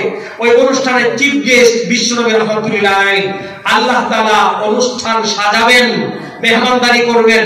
অনুষ্ঠানের শেষ দিকে তো উদ্বোধনটা হয় নাকি? উদ্বোধনটা কখন হয়? এইবার লক্ষ্য করেন তো, পদ্মা সেতু যেদিন উদ্বোধন হয়েছে, ভাই লক্ষ্য করেন, পদ্মা সেতু যেদিন নাকি উদ্বোধন হয়েছে, এই পদ্মা সেতু যেদিন উদ্বোধন হয়েছে ওই দিন প্রধানমন্ত্রী নিজে কি গাড়ি চালিয়েছেন নাকি তার সামনে ড্রাইভার ছিল? ড্রাইভারের সিট কি পিছনে না সামনে? ড্রাইভারের সিট সামনে, প্রধানমন্ত্রীর পা কোথায়? তাহলে যে প্রধানমন্ত্রী বসা থেকে নেই, এর ড্রাইভারের সিট, ড্রাইভার হলো সামনে ধরে আছে, তার একটা পা গিয়ারে আর একটা স্কিলেটরে। কথা ঠিক? আচ্ছা বলেন দেখি, প্রধানমন্ত্রী তো হেঁটে হেঁটে পদ্মা সেতু উদ্বোধন করে নাই, গাড়িতে করে না? গাড়িতে করে যখন করেছেন তখন ব্রিজের উপরে প্রথম পাটা কার গিয়েছে? খুব চিন্তা করে বললেন, প্রধানমন্ত্রী না ড্রাইভারের? তাহলে পদ্মা সেতুতে যখন গাড়িটা উঠলো প্রথম পাটা গেছে কিন্তু কার? ড্রাইভারের। দুনিয়ার কোন বেকল বলে উদ্বোধন ড্রাইভার করেছেন? অথচ পাটা কার আগে গেছে? কেন? সে মুখ্য না, উদ্দেশ্য না। উদ্দেশ্য কি? প্রধানমন্ত্রী। কিন্তু এর পরেও দুনিয়ার অন্যান্য বাংলাদেশের ড্রাইভারের চেয়ে তার আলাদা একটা সম্মান আছে কি নাই? কেন? সে প্রধানমন্ত্রীর গাড়ির ড্রাইভার, যেই গাড়িতে বসেছে পদ্মা সেতু কি করেছে, তার আলাদা একটা গিয়ার আছে না?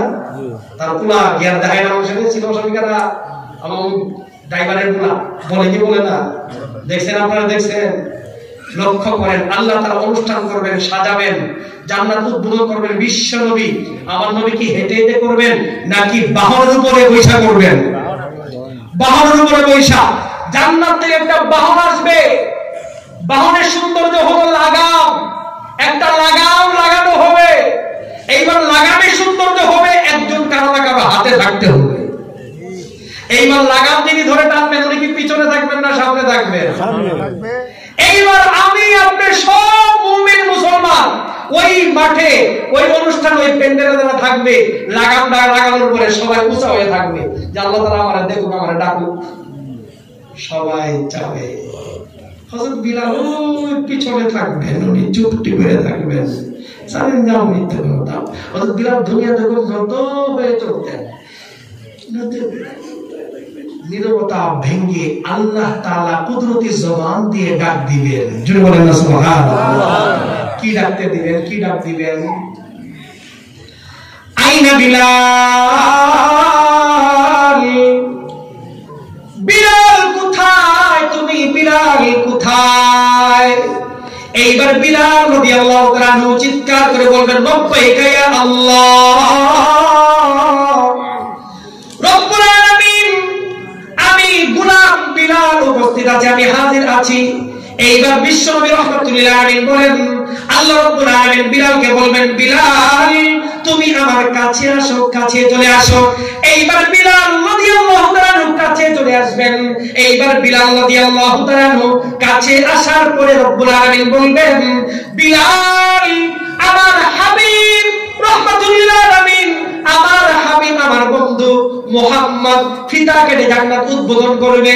ওই যে বাহনে বসবে, ওই বাহনের লাগামটা তুমি হাতে ধরে নাও। এইবার হযরত বিলাল লাগামটা ধরে নেবেন, লাগামটা ধরে সামনে চলতে থাকবেন। ভাইরা আমার, বন্ধুরা আমার, এইবার বিশ্বনবী জান্নাতের দরজা উদ্বোধন করবেন। কিন্তু যেভাবেই হোক না কেন জান্নাতের পাটা আগে কার গেল? বুঝছেন? এইবার যেভাবেই হোক না কেন হযরত বিলালের পা আগে লেগে গেল। এই জন্য বিশ্বনবী ফরমান, ইয়া বিলাল, বিলাল, বিলাল, হাদিসনি বিআরজা আমালিন আমিলতুহু ফিল ইসলাহ হাদিসনি বিআরজা আমালিন আমিলতাহু ফিল ইসলাম। বিলাল ইসলাম কবুল করার পরে এমন কোন আমল আছে তুমি যে আমলটা করো, হে বিলাল, তোমার ওই আমলের উসিলা রব্বুল আলামিন তোমাকে কবুল করে আমি নবীর আগে জান্নাতে পৌঁছে দিয়েছে। আমি নবী জান্নাতে গেলাম, আমি নবী জান্নাতে গেলাম, জান্নাতে যাওয়ার আগে আমি নবীর আগে তোমার পায়ের আওয়াজ চলে, ফা ইন্নী সামিতু দাফানা আলাইকা বাইনা ইয়াদাইয়া ফিল জান্নাহ। জান্নাতে যাওয়ার পরে আমি নবীর আগে দেখি তোমার পায়ের আওয়াজ চলে। বিলাল কারণ কি?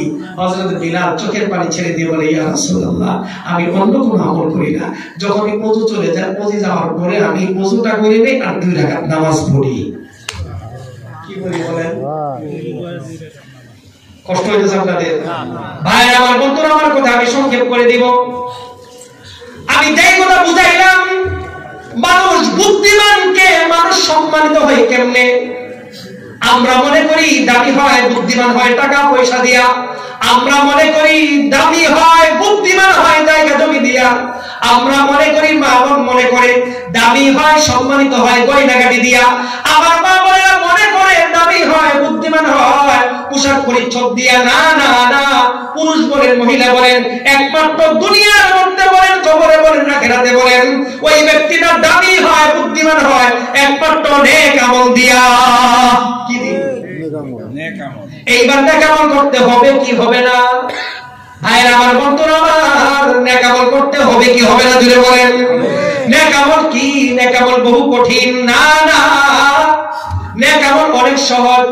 আমরা নেক আমলের মধ্যে বড় একটা নেক আমল করেছি, আল্লাহর নিয়ামত। আল্লাহ রাব্বুল আলামিন তৌফিক দিয়েছেন, রব্বুল আলামিন আমার আপনার কপাল খুলে দিয়েছেন। সবচেয়ে বড় নেক আমল যেটা দান করেছেন, লা ইলাহা ইল্লাল্লাহ মুহাম্মাদুর রাসূলুল্লাহ। ঈমান দান করেছেন। কি দান করেছেন? ঈমান। এটা কার দান? এই ঈমানের জন্য মানুষ ছেলে সন্তান, ব্যবসা বাণিজ্য, টাকা পয়সা সব কুরবানি দিয়েও ঈমান পায় না। আল্লাহ তাআলা কোন রকমের কুরবানি ছাড়া রব্বুল কারীম রব্বুল আলামিন দয়া করে মায়া করে আমাকে ঈমানের মাহাত্ম্য দান করেছেন। এই তো বেশি ঈমান, এই তো বেশি ঈমান। বিশ্বনবী ফরমান যে আত্মা থেকে আত্মা ঈমান নিয়ে যেতে পারবে, একদিন সে জান্নাতে পাবে, জান্নাত পাবে, কিন্তু ডাইরেক্ট পাবে না। হাজার হাজার বছর তাকে জাহান্নামে চলতে হবে। ঈমানের পরে আমাদের সবচেয়ে বড় নেক আমল হলো কি? নামাজ। আমাদের সবচেয়ে বড় নেক আমল কি? নামাজ। ভাইরা আমার, বন্ধুরা আমার, নামাজ আদায় করতে হবে। নামাজ কয় ওয়াক্ত জুড়ে বলেন? নামাজ কয় ওয়াক্ত জুড়ে বলেন? নামাজ 5 ওয়াক্ত। কঠিন না সহজ? ভাইরা আমার, বন্ধুরা আমার, রব্বুল আলামিন আমার আপনার জন্য নামাজ ফরজ করে দিয়েছিলেন 50 ওয়াক্ত। ওই ওয়াক্ত বুখারীর হাদিস। আমার নবী বিশ্ব নবী রাহমাতুল্লিল আলামিন আল্লাহ রাব্বুল আলামিনকে বারবার আরজ করলেন। দীর্ঘ হাদিসের সংক্ষেপ কথা, আল্লাহ রাব্বুল আলামিন আমার নবীকে সম্মান করে, আমার নবীর কথাকে গুরুত্ব দিয়ে, আমার নবীর সুপারিশ রব্বুল আলামিন কবুল করে নিয়ে আপনার আমার জন্য 50 ওয়াক্ত জায়গায় রব্বুল আলামিন করে দিলেন কত? 5 ওয়াক্ত। আল্লাহ রাব্বুল আলামিন আমার নবীকে বলে দিলেন, ইয়া নবী আল্লাহ, হে আমার নবী, ইয়া নবী শুনে নাও, ইয়া মুহাম্মদ লা ইউবাদদালুল কাউলু লাদাইয়া। হে নবী আমার, আমি আল্লাহর কথা কোনোদিন পরিবর্তন হয় না। 50 ওয়াক্ত ফরজ করে দিয়েছি, এই 50 ওয়াক্তই থাকলো, তবে 45 ওয়াক্ত আমি শর্ট করে দিলাম। আপনার উম্মত আমার বান্দা, বড় ভালোবাসার বান্দা। আপনার উম্মত হওয়ার সুবাদে আমি বান্দা বড় ভালোবাসি। আপনার উম্মত 1 ওয়াক্ত নামাজ পড়বে। পড়বে কয় ওয়াক্ত? বলে কয় ওয়াক্ত? 1 ওয়াক্ত পড়বে। আমি মাওলা 10 ওয়াক্ত ফরজ নামাজ আদায় করার সওয়াব দান করে দিব। পড়বে কয় ওয়াক্ত? 5 ওয়াক্ত পড়লে কত ওয়াক্ত নামাজ? তার মানে সারা দিন নামাজ পড়ার যে সওয়াব, আল্লাহ তাআলা ওই সওয়াবটা আপনার আমার আমলনামায় দিয়ে দিবে। সুবহানাল্লাহ। ভাইরা আমার, বন্ধুরা আমার, নামাজ বহু গুরুত্বপূর্ণ জিনিস। নামাজ দ্বারা রব্বুল আলামিনের সাথে সম্পর্ক হয়, আমার নবীর সাথে সম্পর্ক হয়। যেই ব্যক্তি সহিহ তরিকায় নামাজ পড়বে ওই ব্যক্তি আল্লাহর বন্ধু। যেই ব্যক্তি সহিহ তরিকায় নামাজ পড়বে না ওই ব্যক্তি আল্লাহর দুশমন। হ্যাঁ, যেই ব্যক্তি নামাজ আদায় করবে, যেই পুরুষ মহিলা নামাজ আদায় করবে, নামাজ পড়া কঠিন না সহজ? সহজ না? যে পড়ে তার সহজ, আর যে না পড়ে তার কঠিন। যে না পড়ে তার কঠিন, আর যে পড়ে তার সহজ। নামাজের জন্য কয়টা ফরজ? 17টা ফরজ। নামাজের জন্য কয়েকটা ফরজ। তার নম্বর 1 পাক। কি পাক? শুনছেন এটা?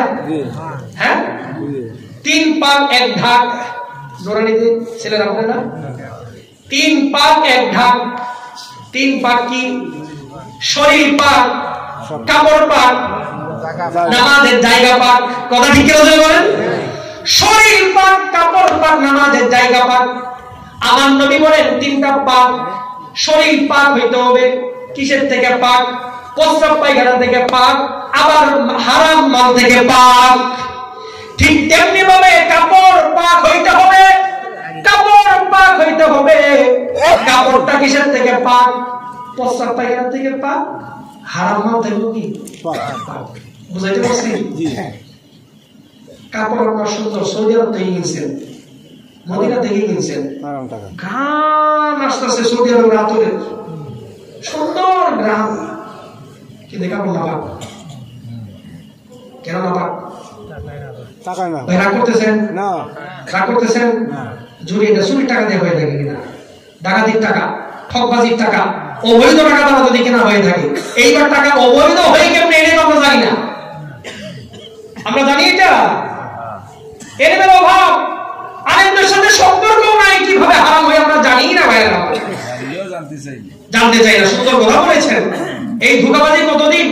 আমার বাসায় এক হাজি সাহেব কাপড় সুন্দর করে বেগে প্যাকেট করে নিয়ে 4 তলায় উঠেছে, 4 তলায় দাঁড়িয়ে আইসা কলিং বেল চাইবে, আমার সালাম দিছে। আমি আসছি, হাজি সাহেব আপনি? হুজুর আমি বড় মহব্বত করে আসছি, আমাকে আপনি আহত করবেন না। আমি বললাম আচ্ছা আহত করবেন না, অবশ্যই ভিতরে আসেন। কারণ ভিতরেও যাবো না, যদি আপনার কথা আমার মানেন তাহলে ভিতরে যাবো, বিপদের কথা না। তাই বললাম কি বলেন, এই কি মন্তব্য সর্বর্ণ বলেন যদি সুযোগ থাকে। হুজুর আমি দোকানে কাপড় কিনে দিয়েছি আপনার জন্য। বেটা আমাদের বলে কি আব্দুল আলিম বলে কি নাম আব্দুল আলিম, আপনার হুজুর জন্য কাপড় নিতেছেন, হুজুর তো সাত্তার হাতিয়ার নেই না, আপনি যে নিতেছেন হুজুর নিবে না তো। আমি বললাম কেন? হুজুর হারাম টাকা দিয়ে কোনো হাতিয়ার নেই, নিশ্চিত হইতে হবে হারাম টাকা। আমি আর কাপড় কিনি নেই, 1 সপ্তাহ আগের কথা। আমি যে হুজুর হালাল টাকার ব্যবস্থা কইরা টাটকা হালাল টাকা থেকে হুজুর আপনাদের কাপড়টা কিনে আমি এনেছি। আমি বললাম আপনার যে টাটকা হালাল টাকা দিয়ে এনেছেন, এই টাটকা হালালের একটু বর্ণনা দেন। হালালটা কেমন হইলো? হুজুর আমি রিটায়ারমেন্টে গেছি, অবসরে গেছি, সরকারি চাকরি করতো, ব্যাংকে চাকরি করতো। অবসরে যাওয়ার পরে ব্যাংকে টাকা রেখেছি আমি 80 লক্ষ টাকা। কত? ওই যে ব্যাংকের থেকে আমার মাসে মাসে ইন্টারেস্ট দেয় না, কত বুঝতে পারবো না, মাসে মাসে ইন্টারেস্ট দিয়েছে। ওইটা তো একদম ফ্রেশ হালাল। ওই ইন্টারেস্ট দিয়ে ওই টাকাটা কালকে উঠায় না, ওই টাকা থেকে আমি আপনার রঞ্জবিটা হাতিয়ে দিতেছি। আমি বললাম হাজি সাহেব আপনি যে বলেছেন ফ্রেশ হালাল, আমার কুরআন আর সুন্নাহয় বলে এটা ফ্রেশ হারাম। এটা বলে সন্দেহ আছে? আমাদের সমাজে আমরা উলামাদের সাথে সম্পর্ক নাই, এই জন্য বুঝি না হালাল কোনটা হারাম কোনটা। আমার অভিজ্ঞতা থেকে বলছি, আমার অভিজ্ঞতা ভোলাতে ছিলাম আমি, ভোলাতে উকিল পাড়া একটা এলাকা। এই এলাকায় আমি চিল্লাই গিয়েছি, এক বৃদ্ধ মানুষ তাবলীগের বয়ানে বসে না। আমি বললাম বাবা বসেন না কেন? কয় আমি কম জানি, এলাকার মানুষের সব শিখাই, আমি বসবো কেন দেখা যেহেতু কিছু ঘাম আমরা জানা টেরা। তা বললাম আপনি ভালোই তো শিখছেন, তো আপনি এখন কিছু শিখান। আচ্ছা আজকে টাইম নেই, কালকে। আচ্ছা ঠিক আছে। পরের দিন তালিমের সময় আসছে, 10টা সাড়ে 10টা বাজে। আসার পর আমি বললাম তাহলে আমাকে কিছু শিখান, গোসলের খরচটা কয়টা? কেশ এটা আপনারা শিখেন নাই, তাবলীগ গাইছেন কোবরা, গোসলের খরচ না শিখে তাবলীগ গাইছেন, আমরা একটু শিখান। আমার কথা হলো বেটা জ্ঞান করতে আছে, জানা লাগবে একটু, যে সুপারটা করলো। আমার গোসলের খরচ 3টা। বললাম কি কি? বেটা নিজে ঘোড়ার ঘটনা বলতেছে আপনাকে। আমি আমার সাথে যা ঘটেছে দেখেন, বেটার বয়স 80 হবে প্রায়। আমাকে বলে কি গোসলের খরচ 3টা। নম্বর 1 সাবান লাগানি। কি লাগলো? কথা বলছেন? নম্বর 2 দৌড়াদৌড়ি করা। নম্বর 3 সারা শরীরে পানি বসানো। আপনারা কি একমত? না। কথা বলতে গেলে আপনি কি একমত? এরকম পণ্ডিত আমাদের সমাজে বহু আছে। উনি আমার হাজী সাহেব, আমি বললাম যে আপনি এই ফরজগুলি মাইনে হজ করতে গেছিলেন? কয় হ্যাঁ। আমি বললাম বাবা আপনার হজ তো হয় নাই, আপনি যখন মাথা পেয়ে গেছেন তখন তো নাপাক ছিল আপনার। হ্যাঁ না কি কর। আমি বললাম যে আপনি যে কথা বললেন তিনটার মধ্যে একটা হয়েছে, বাকি দুইটাই হয় নাই। হয়েছে বলে যদি হয়েছে দুইটা বাদ করছে কোনটা? গোলগোলা কুলি করা নাকি নরম জায়গা পর্যন্ত কি দেওয়া? এটা কি সে বলেছে? এই যে দেখেন আমাদের সমাজে এত আমরা ইবাদত করি না, হালকা কিছু জিজ্ঞাসাবাদি করা, ইমাম সাহেবের সাথে সুসম্পর্ক না থাকলে আমরা সমাজে মনে করি বহু কিছু জানি, আলোচনা করলে দেখা যায় যে আসলে এই জিনিসগুলো তো সহজ। জিনিসগুলো কঠিন না সহজ? অত্যন্ত সহজ। ভাইরা আমার, বন্ধুরা আমার, ইমানের পরে প্রথম আমল হলো কি করা? ফরজ নামাজ। এই ফরজ নামাজ মা বোনদের জন্য সহজ, আমাদের জন্য সহজ। কথা বুঝেন? ফরজ নামাজ আমরা পড়বো ইনশাআল্লাহ। কার কার নিয়ত আছে পড়বো? আল্লাহ, হাত নামাজ। আমরা নামাজ পড়ি না, কেন পড়ি না? নামাজ পড়ার মধ্যে কোনো লাভ দেখি না। কথা ঠিক? আচ্ছা বলেন দেখি, যদি বলা হয় আপনার এই মসজিদে প্রতিদিন ফজর নামাজ পড়লেই মসজিদের গেটে আমাদের মসজিদ কমিটির সেক্রেটারি সাহেব থাকবে, তার কাছে দস্তখত করা থাকবে, প্রতিদিন ফজর নামাজের পরে যে ফজর নামাজ পড়ে যাবে তাকে 2 লক্ষ করে টাকা দেওয়া হবে। মুসল্লি কয়জন আসবে? বুঝতেছেন আপনারা কথা? কয়জন আসবে? সব আসবে না? এই মসজিদে এটা ধরবে? ধরবে? মাঠেও ধরবে না। কথা ঠিক কিনা? গ্রামের পাল্লার লোকজন কি ঘুমাবে? হ্যাঁ। আচ্ছা 2 লক্ষ টাকা কেন? 5,000 টাকা দিলেও তো কেউ তাই না? হাজারি আমরা বলতে 500 দিল ভাই, শেষ রাতের পরে এসে বসে থাকবে। কথা ঠিক ঠিক না? আচ্ছা আপনাদেরকে একটু বলি আমি, ফজর নামাজ পড়তে সিজদা কয়টা দেওয়া লাগে? ফজর নামাজ কয় রাকাত? মা বোনেরা ভালোভাবে শুনেন, কয় রাকাত? 2 রাকাত। ফরজে আমরা দেই 4টা সিজদা, সুন্নতে কয়টা সিজদা দেই? 4টা। একটা সিজদার মূল্য কত এটা জানি আমরা না। قال رسول الله صلى الله عليه وسلم قال رسول الله صلى الله عليه وسلم سجدة واحدة خير من الدنيا وما فيها। বিশ্ব নবী রাহমাতুল্লিল আলামিন ফরমান, হে আমার উম্মত শুনে নাও, আল্লাহ রাব্বুল আলামিনের সামনে পাক পবিত্র হয়ে একটা সিজদা দেওয়া, কপালটা জমিনে ঠেকানো, আল্লাহর কুদরতি পায়ে একটা সিজদা দেওয়া এত মূল্য রাখে, একটা মূল্য রাখে। খায়রুম মিনাদ দুনিয়া ওয়া মা ফিহা। সারা দুনিয়া একদিকে আর একটা সিজদা একদিকে। সারা দুনিয়া যদি এক পাল্লায় রাখো, একটা সিজদা যদি এক পাল্লায় রাখো, বিশ্বনবী রাহমাতুল্লিল আলামিন বলেন একটা সিজদার মর্যাদা আর মূল্যের পাল্লা ভারী হয়ে যাবে। সুবহানাল্লাহ। কিসের 2 লাখ, কিসের 5,000? ভাইরা কিসের 1,000, কিসের 500? আল্লাহর কসম, সারা দুনিয়ার মালিক হওয়ার যে একটা সিজদার মূল্য এর চেয়েও বেশি। সুবহানাল্লাহ। এত বেশি? দুনিয়ার টাকা থেকে 5 টাকা দিলে তো যায় সারা কত কিছু পাওয়া যায় দোকানে। সিজদা 1 টাকা, 7টা দোকান ওয়ালা বলে যে 7টা সিজদা তোমারে দিয়ে দিলাম, তুমি আমার একটা রুটি দাও, দিবে? বলেন দিবে? তো সিজদার মূল্য কই? দরদের সাথে একটা কথা বলি, শুনেন। সব জিনিসের মূল্য সবসময় সবাই বুঝে না। জিনিসের মূল্য বোঝার জন্য সময় দরকার হয়, আকল দরকার হয়, চোখ লাগে, চোখ। এর একটা উদাহরণ দিয়ে আপনারা বুঝবেন। ছোট্ট বাচ্চা 2.5 বছর বয়স, আমাদের এলাকার বাচ্চারা 2.5 বছর 2 বছরের বাচ্চারা পছন্দ করে চকলেট। কি পছন্দ করে? কথা ঠিক কিনা? আপনাদের এখানে চকলেট পছন্দ করে? চকলেট। কি পছন্দ করে? জুস। জুস কিনা? জুসের দাম কত? 20 টাকা। 2টা চকলেটের দাম কত? 4 টাকা। আরো বেশি পছন্দ করে কি? Centre fruit. কথা ঠিক? সেন্টার ফ্রুটের দাম কত? 5 টাকা ধরে।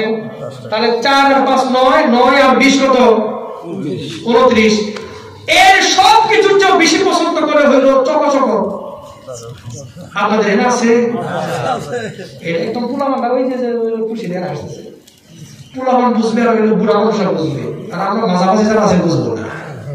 বুড়ো মানুষ তার নাতি নিয়ে ঘুরে, নাতির বাড়ি সবজি না, তাহলে একটা চকো চকো দাম কত? দুইটা চকো চকো 10 টাকা, তাহলে 29 আর 10 কত?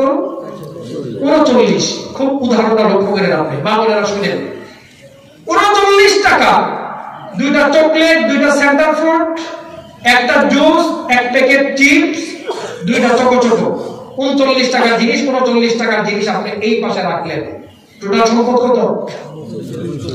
আর এই পাশে আপনি একটা চেক, আমাদের দেশে শত হাজার হাজার কোটি টাকার মালিক আছে না, সে একদিকে 39 টাকা জিনিস রাখলো, আরেকদিকে সে একটা ব্যাংকের চেক, যার ব্যাংকে হাজার হাজার কোটি টাকা আছে, সে ব্যাংকে লেখলো এখানে 50 কোটি টাকা। 50 কোটি টাকার চেকে লেখা দস্তখত দিয়ে দিল, এটা ব্যাংকে নিয়ে দিলেই 50 কোটি টাকা দিবে। এই কাগজ মানে কত? 50 কোটি টাকা। একদিকে রাখলো 50 কোটি টাকার চেক, আরেকদিকে রাখলো 39 টাকার এই কয়টা আইটেম। বাচ্চার বয়স কত? 2.5 বছর।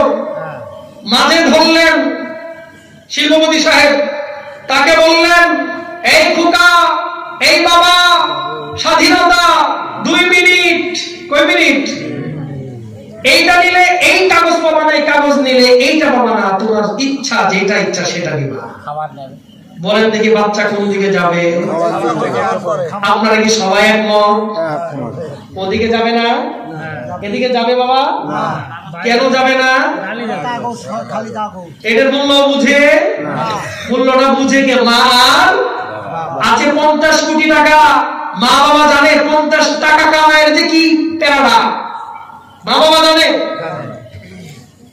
শিল্পপতি বলেছিল সাবধান, কেউ সাহায্য করবে না, তার বিবেক দ্বারা সে যেদিকে যায়। এটা নিলে এটা পাবে না, এটা নিলে এটা পাবে না। বলেন বাচ্চা কোন দিকে যাবে? ওদিকে যাওয়া শুরু করবে। মা বাবা কি স্থির থাকতে পারবে?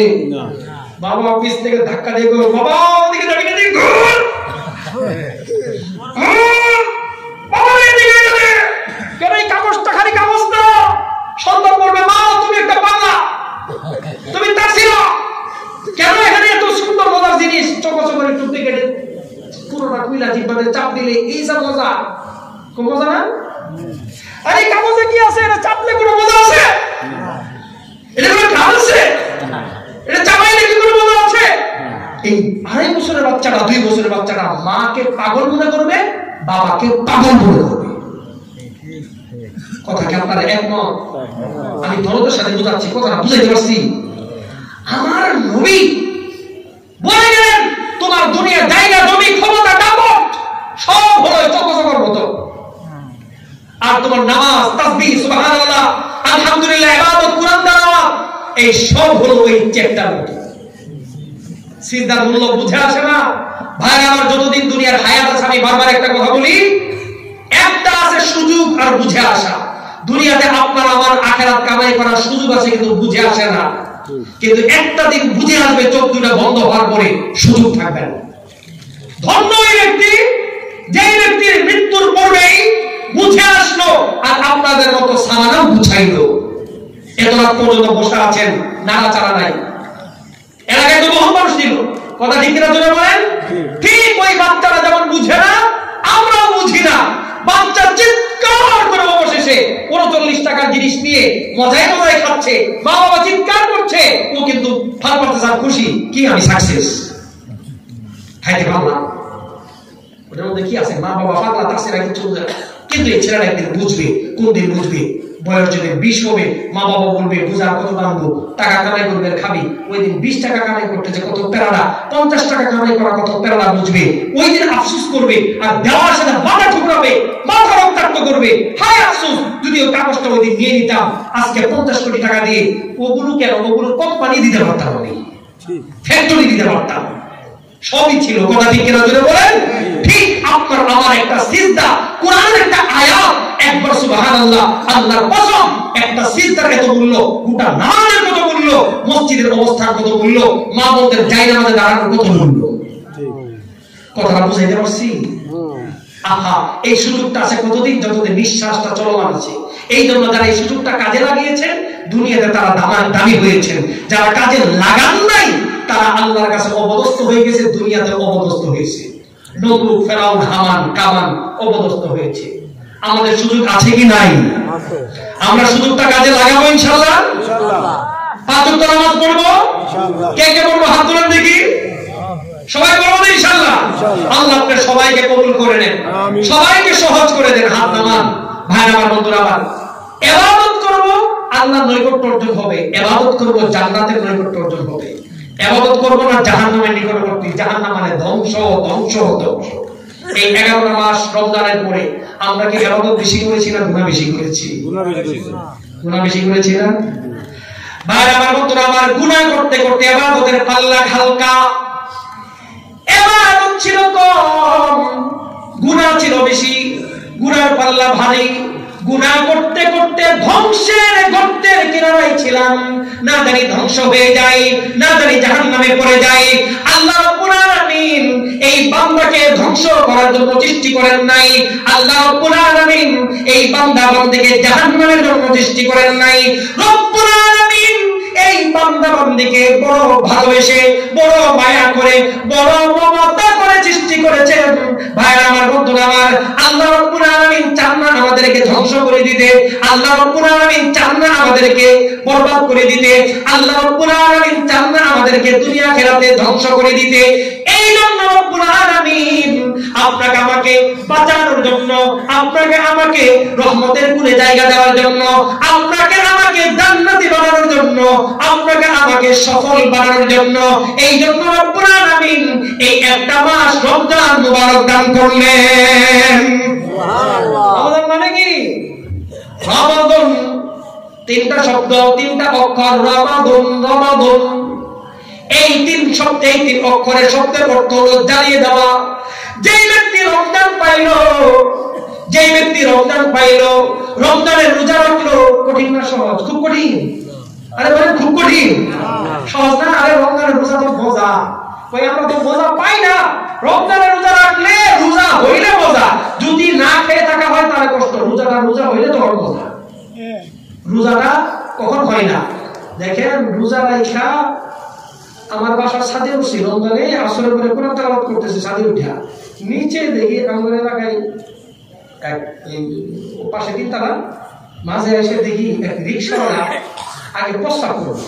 প্রস্রাব করার পরে পানি টানি ঢিলা করবে, খবর নেই। প্রস্রাবটা করে দেখেন কুসের থেকে কি বের করতেছে, সব দেখতেছে, আমার দেখে নাই। ওদিক ফিরে প্রস্রাব করতেছে, আমি ওদিকে বসে। কুসের থেকে বের করলো একটা বিড়ির প্যাকেট। আসরের পরে বিড়ি বুঝেন তো, বিড়ি বের করে মুখের মধ্যে লাগায় এরকম করে ঘষা দিয়া, মেজ দিয়া টান মেরে ধোয়া ভূত করে ছাড়লো। আমি ছাদ থেকে ডাকলাম, কি করে? সারাদিন অস্থির হয়ে গেছিল রোজা রেখে। রোজা রেখে অস্থির মানে সারাদিন মাত্র খাইছি 2টা। আরে রোজা রেখে রোজা রাখছি তো আমি বুঝতেছি রোজ হুজুর রোজা রাখছি তো, রোজা রেখে বিড়ি খাইতেছ? বেশি খাই নাই, 2টা খাইছি। আচ্ছা, কোন দিন বিড়ি খেলে রোজা থাকে না? যায় এই মক্কেল জানেই না যে রোজা নাই। এই যে এরকম রোজাদার, রোজা রেখে কষ্ট হয়। আরেক বের করতে পারলাম আমি, তখন আমি হেলসখানায় করি। এই বেলা দেখি যে দেদারসে আসতেছে 3টা সাড়ে 3টার দিকে, চেহারা দেওয়া কাইট টাইট হয়ে গেছে, চেহারা একদম শুকনা ঝোলঝোলা। তা আমি বললাম যে ভাই কোথেকে আইলেন? রোজা রাখছি তো খারাপ লাগতেছে, গরম বেশি, এর জন্য কথা বলে গেছিলাম একটা সিনেমা দেখবা। সিনেমা দেখে সময় কাটাই এলাম। রোজা দেখে সিনেমা দেখে হলো সময় কাটা। রোজা দেখে যারা বেহুদা গল্প করে, রোজা দেখে যারা সিনেমা দেখে, রোজা রাইখা যারা নাকি মেয়ে দেখে, রোজা রাইখা যারা মোবাইলে ফেসবুক লেখা ছবি দেখে, কথা মনে রাখবেন, এদের রোজা হয় না। না খেয়ে থাকা যত শক্তিশালী হোক, শেষ রাতে যত ডাম বই রাখা, জোহরের পরে দেখবেন এলাকায় হয়ে পড়বে। আর রোজা রেখে যারা যত বৃদ্ধ মানুষ হন না কেন, রোজা রেখে যিনি গুনাহ করবেন না, গীবত করবেন না, গুনাহ করবেন না, চোখ, জবান, কান হেফাজত, সব অঙ্গগুলো হেফাজত, বয়স্ক হতে পারে, প্রচন্ড গরম হতে পারে, দেখবেন যে আসরের পরও তার চেহারাটা টসটসা সুন্দর সজীব। কেন? সাহায্যকার পক্ষ থেকে আসে। আমি বলছিলাম সত্যিকারের রোজাদারের জন্য রোজা রাখা কষ্ট না, সত্যিকারের রোজাদারের জন্য রোজা রাখা হলো প্রেম, মজা। কথা ঠিক কিনা? আপনারা একমত? পরীক্ষা করে দেখবেন, গুনাহ যদি আমরা না করি, রোজা রাখা মজাই আলাদা। প্রেম এত কষ্ট হলো না, তারাবি পড়া হালকা, কত মজা, এত কষ্ট হয় না। এই কয়েকটা আমলের কারণে আল্লাহ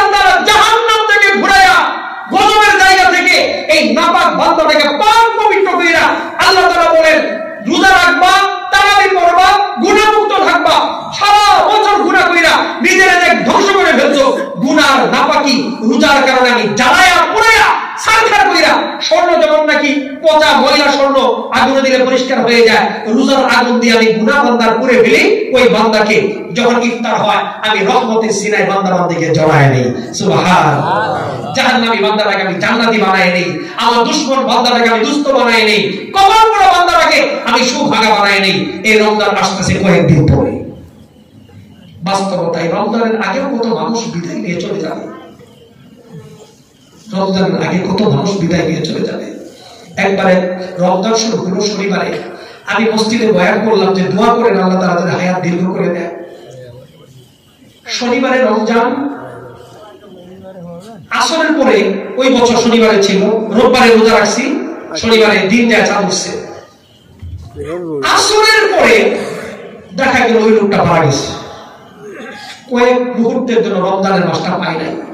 এদের বিশ্বনবী চোখের পানি ফেলে দোয়া করতেন, আল্লাহ হায়াত শেষ করে দেন না, হায়াতকে দীর্ঘ করে রমজান পর্যন্ত পৌঁছায় দিয়েন।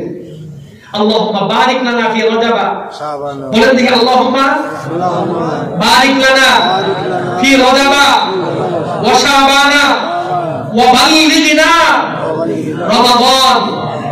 বড় সৌভাগ্যের কথা, রমজান একটা মুহূর্ত পেয়ে গেলাম, বাস। তাহলে আমরা যাতে সুভাগা হতে পারি, মৃত্যুর সামানা মৃত্যুর পূর্বে বুঝাতে পারি, যাতে আমরা বুদ্ধিমান হতে পারি। 5 ওয়াক্ত নামাজ, হারাম রিজিক থেকে বাঁচা, হালাল রিজিক, মিথ্যা বলবো না সত্য বলবো, কথা মনে রাখবে, মিথ্যা বলবো না সত্য বলবো, আর রমজান মাসটা সুন্দর করে কাটাবো। আরেকটা জিনিস বলি, যেটা দুনিয়াতে দরকার আখিরাতে দরকার, যাদের মা বাবা জীবিত আছে মা বাবার খেদমত করবো। আর যারা মহিলারা আছেন শাশুড়ির খেদমত করবেন। মা বোনেরা আমার, শাশুড়ির খেদমত করতে যায় যদি আপনার নাক ঘৃণার কারণে কপালে উঠে, তাহলে আপনার পুত্রবধূর নাক যাবে তার পিছনে পিছনে। যেইসা করোগি ওইসা ভরোগি, যেমন করবেন এমন পাবেন। আপনার শাশুড়ির খেদমত করেন, আপনার পুত্রবধূ 10 গুণ বেশি আপনাকে আদর করবে। আর যদি শাশুড়িকে ঘৃণা করেন, আপনার পুত্রবধূ 20 গুণ বেশি আপনাকে ঘৃণা করবে। আপনার শাশুড়ি তো আপনার বাড়িতে আছে, আপনার পুত্রবধূ দেখবেন এমন ছক্কা মারবে, ছক্কা বুঝেন তো, ছক্কা কারে কয়, ছক্কা কারে কয়, বলটা কোন জায়গায় গেলে ছক্কা হয়, বাউন্ডারির বাইরে। বউরা যদি এইসা হয় না, দেখবেন যে এইসা ছক্কা মারবে আপনার পুরো বউ আইসা বাউন্ডারির বাইরে একবারে বৃদ্ধাশ্রমে যায় পড়বেন। কথা ঠিক কিনা? শাশুড়ির দোয়ারে কপাল খুলে যাবে। আমার মাকে দেখেছি, আমার দাদা দাদি, আমার দাদা অসুস্থ ছিলেন, দাদি অসুস্থ ছিলেন, কাপড় মাঝে মাঝে নষ্ট করে ফেলতেন। আমার বাড়িতে ছোট্ট সময় দেখছি গ্রামে অনেক গরিব মহিলা কাজ করত, আম্মা তাদেরকে দিয়ে অন্য কাজ করাতেন, কিন্তু তার শ্বশুর শাশুড়ি অর্থাৎ আমার দাদা দাদি নাপাক কাপড়টা, পায়খানা লাগছে কাপড়টা, এই কাপড়টা নিয়ে নিজ হাতে ধৌত করতেন, নিজ হাতে ধৌত করতেন, গরিব মহিলাকে দিতেন না। ফলে কি হয়েছে, আমার দাদি সিজদায় করে দোয়া করতো, আল্লাহ আল্লাহ যাতে তোমার পেটে 5 তোলা দান করে। আল্লাহ তাআলা দিলেন। দোয়া করতেন দুনিয়া আখিরাতের সম্পদ ভালাই যাতে আল্লাহ ঢাইলে দেয়, দিয়েছে। আরেকটা দাদি দোয়া করেছেন, ওটা আমি বলছি না, যেই দোয়াগুলো করেছেন আল্লাহ তাআলা সবগুলো কবুল করেছেন। শ্বশুর শাশুড়ি যারা আছেন, পুত্রবধূ খেদমত করলে শ্বশুর শাশুড়ির জন্য, পুত্রবধূর জন্য দোয়া করবেন।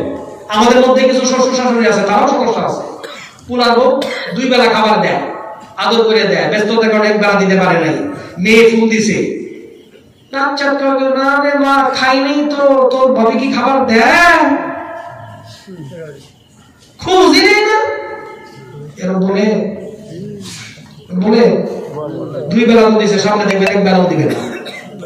1 বেলা খাবার যদি দেয়, যদি বলেন দোয়া করেন তার জন্য, ধন্যবাদ দেন। আর যদি বলেন ফোন করে করে, কিরে তোরা কি খোঁজ নেস, তোর ভাবি তো সারাদিন খোঁজ নেয় আমাকে আদর করে, আমার পুত্রবধূ আমার বৌমা, দেখবে যে খুশি হয়ে 3 বেলায় দিবে। কথা ঠিক কিনা? শ্বশুর শাশুড়ি খেদমত করবেন, দোয়া পাবেন, কপাল খুলে যাবে। তাহলে বুদ্ধিমানকে ওই ব্যক্তি, বলেন তো দেখি বুদ্ধিমানকে, যার টাকা বেশি, নয় ছয় যে পারদর্শী, আল্লাহর কসম না, বুদ্ধিমান হলো ওই ব্যক্তি যে মৃত্যুকে অধিক পরিমাণে স্মরণ করে মৃত্যুর পূর্বে মৃত্যুর ছামানা গুছিয়ে নেয়। মৃত্যুর ছামানা হলো ঈমান, আমল, হালাল রিজিক, সত্য কথা, পুত্রবধূ যারা আছেন শাশুড়ির খেদমত।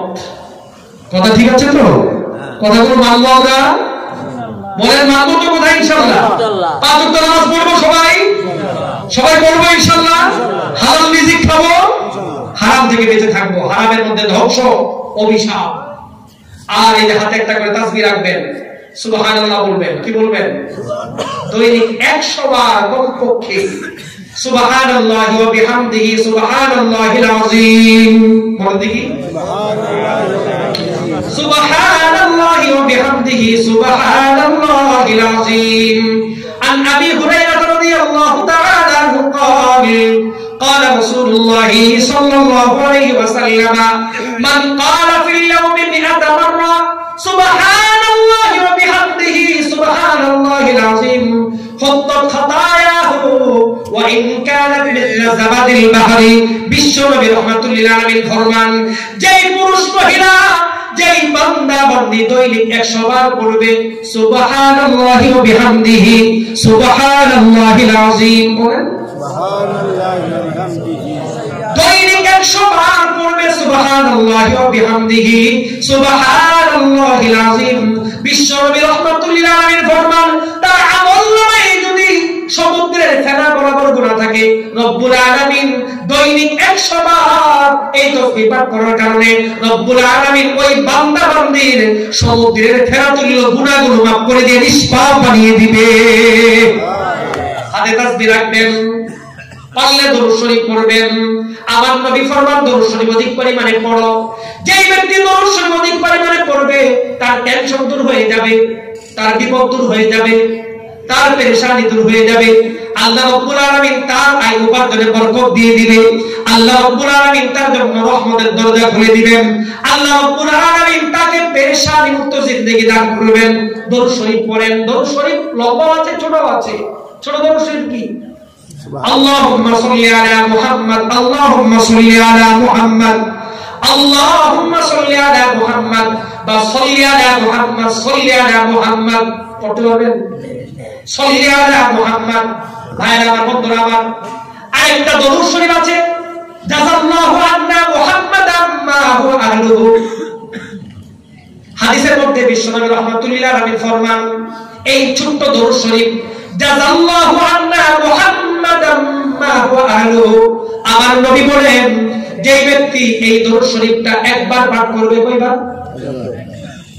যেই ব্যক্তি এই দরুদ শরীফটা একবার পাঠ করবে, আল্লাহ রাব্বুল আলামিন তার জন্য 70 জন ফেরেশতা বসিয়ে দিবেন খাতা কলম দিয়া, আর বলবেন, এই দরুদ শরীফ একবার যেই বান্দা বান্দি পাঠ করেছে তার নাম নিয়ে বলবেন, হে আমার ফেরেশতারা, ওই বান্দা বান্দির জন্য 70 দিন পর্যন্ত তুমি সওয়াব অবিরত লিখতে থাকো। কয়দিন? দরুদ শরীফ জানেন এটা? পড়েছেন? বলবো দরুদ শরীফটা? জাযাল্লাহু, জিন্দিগি একবার বলেন, জাযাল্লাহু আন্না মুহাম্মাদান মা হুয়া আহলুহু, জাযাল্লাহু আন্না মুহাম্মাদান মা হুয়া আহলুহু। আমার নবী বলেন, যেই ব্যক্তি একবার এই দরুদ শরীফ পাঠ করবে তার জন্য 70 জন ফেরেশতা 70 দিন পর্যন্ত তার জন্য সওয়াব লিখতে থাকবে। দরুদ অধিক পরিমাণে, ইস্তিগফার, আল্লাহুম্মা গফিরলি, আল্লাহুম্মা গফিরলি। যেই ব্যক্তি ইস্তিগফার করবে আল্লাহ রাব্বুল আলামিন তার গুনাহগুলো মাফ করে দিবেন। আল্লাহ রাব্বুল আলামিন তার সন্তানে বরকত দান করবেন। আল্লাহ রাব্বুল আলামিন তার ফসলে বরকত দান করবেন। আল্লাহ রাব্বুল আলামিন তার মালের মধ্যে বরকত দান করবে। আল্লাহ রাব্বুল আলামিন ওই বান্দা বান্দিকে সব রকম অ্যাক্সিডেন্ট, দুর্ঘটনা, বালা মুসিবত, পেরেশানি থেকে হেফাজত করবে। কিসের ওসিলা? ইস্তিগফার। এগুলো আপনার পাওয়া, আপনি কোথায় দৌড়ান? একজন একটি লোক ওই কাজ করতে পারবে না। আল্লাহর কসম, সব ক্ষমতার মালিক কে? আল্লাহ। আল্লাহ। এজন্য আল্লাহকে ভয় করেন।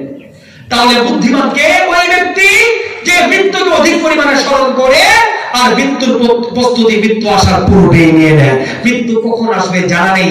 এই জন্য আমাদের এখন উচিত বিগত জীবনের তওবাগুলো করে নেওয়া। আল্লাহ দিন থেকে আগে বলবেন, আল্লাহ আমার জিন্দেগির গুনাহ সব মাফ করে দাও। হতাশ হবেন না ভাই আমার, বন্ধুরা আমার, নিরাশ হবেন না। দুনিয়াতে সবচেয়ে কঠিন কাজ হলো মানুষকে খুশি করা। কথা বুঝাইতে পারছি? কাকে খুশি করা? দুনিয়াতে সবচেয়ে কঠিন কাজ মানুষকে খুশি করা, আর সবচেয়ে সহজ কাজ হলো আল্লাহকে খুশি করা। কাকে খুশি করা? দিল থেকে লজ্জিত হয়ে একবার আল্লাহকে ডাক দেন, আল্লাহ তাআলা রাজি হয়ে যাবে। জিন্দেগির গুনাহ সব মাফ করে দিয়ে সমপরিমাণ সওয়াব দিয়ে আপনার আমল নামাটা আল্লাহ তাআলা পূর্ণ করে দিবেন। সুবহানাল্লাহ। সবচেয়ে সহজ কাকে খুশি করা? আমরা তওবা করতে পারবো না ইনশাআল্লাহ? কার কখন মৃত্যু চলে আসে? আজকে আমরা বয়ান শুনছি, বহু মানুষ এই দুনিয়াতে ছিলেন, ইতিমধ্যে কবরবাসী হয়ে গিয়েছেন। এই মাহফিল দেখলাম পঞ্চম ইসলামী সম্মেলন নাকি? কত বার্ষিকী? এর আগে 4টা মাহফিল শুনেছেন, এই মাহফিলে নেই। আমাদের এলাকার বহু মানুষ আছে না? নেই, কবরবাসী হয়ে গিয়েছে। জানি না ষষ্ঠ মাহফিল পাবো কিনা, তবে সবার জন্য দোয়া, আমিও দোয়া চাই আল্লাহ তাআলা যাতে আমাদের হায়াতকে দীর্ঘ করে ষষ্ঠ মাহফিল পর্যন্ত পৌঁছায় দেন। কিন্তু বাস্তবতা হলো আমরা জানি না হায়াত কখন শেষ হয়ে যাবে। এজন্য ভাইরা আমার, বন্ধুরা আমার, সাচ্চা ঈমান আর হলো মৃত্যুর স্মরণ, মৃত্যু আসার পূর্বে মৃত্যুর প্রস্তুতি, ঈমান নেক আমল গ্রহণ করবো ইনশাআল্লাহ। শুধু আমরাই নাকি স্ত্রীকে পড়াবো, এজন্য বিবি বাচ্চাকে মেয়েকে পর্দা করাবো, পর্দা শিক্ষা দিব, তাদেরকে কোরআন শিক্ষা দিব। রমজান মাস আসতেছে, আমরা নিজেরাও চেষ্টা করব সাধ্য অনুযায়ী। মুখ টেরা হয়ে গেছে, দাঁড় পড়ে গেছে, আসবে না। আমার নবী বলেন মজা পাই না, চেষ্টাটা করতে থাকবে। এই অবস্থায় মৃত্যু এসে গেলে বিশ্বকারীদের কাতারে আল্লাহ তাআলা হাসরের মাঠে ওই বান্দা বান্দীকে জায়গা করে দিবে। চেষ্টা করতে পারবো ইনশাআল্লাহ। কোথায় হুজুরকে খবর দিয়ে বাড়িতে আনবো নাকি হুজুরের কাছে যাব? হুজুরের কাছে যাব। যে ব্যক্তি কোরআন শিখার জন্য কারো কাছে যায়, সে নত হয় না, আল্লাহ তাআলা তাকে দামি আর সম্মানিত করে দেন। বলেন না সুবহানাল্লাহ। তার জান্নাতের পশুগম হয়ে যায়, আল্লাহ তার প্রতি রাজি হয়ে যায়। রহমতের ফেরেশতা তার পায়ের নিচে নূরের ডানা বিছিয়ে দেয়। আল্লাহু আকবার। নিজেও শিখবো, সন্তানকে শিখাবো। কোরআন ছাড়া সন্তান রাখবেন না। স্কুলে যাওয়ার আগে কোরআন শিখাবেন। সন্তান যাতে গান না শুনে। মোবাইলের ব্যাপারে সতর্ক, যুবক ছেলেদেরকে মোবাইল কিনে দিবেন না, মেয়েদেরকে মোবাইল দিবেন না, বুঝাবেন। কথাগুলো মানতে পারবো আমরা সবাই? হ্যাঁ, তাহলে বুদ্ধিমান মানুষকে বলেন দেখি, যে অল্প দিনে টাকা কামাইতে পারে, জায়গা কামাইতে পারে, 33% জায়গা 37 হয়ে গেল, সে বুদ্ধিমান না? বুদ্ধিমানকে কথা বলে না, বুদ্ধিমানকে যে মৃত্যুকে স্মরণ করে, মৃত্যুর প্রস্তুতি গ্রহণ করে। আমরা করবো ইনশাআল্লাহ। আর সকলকে, যে ব্যক্তি আল্লাহকে রাজি করলো, জাহান্নাম থেকে মুক্তি পেয়ে জান্নাতি হয়ে গেল।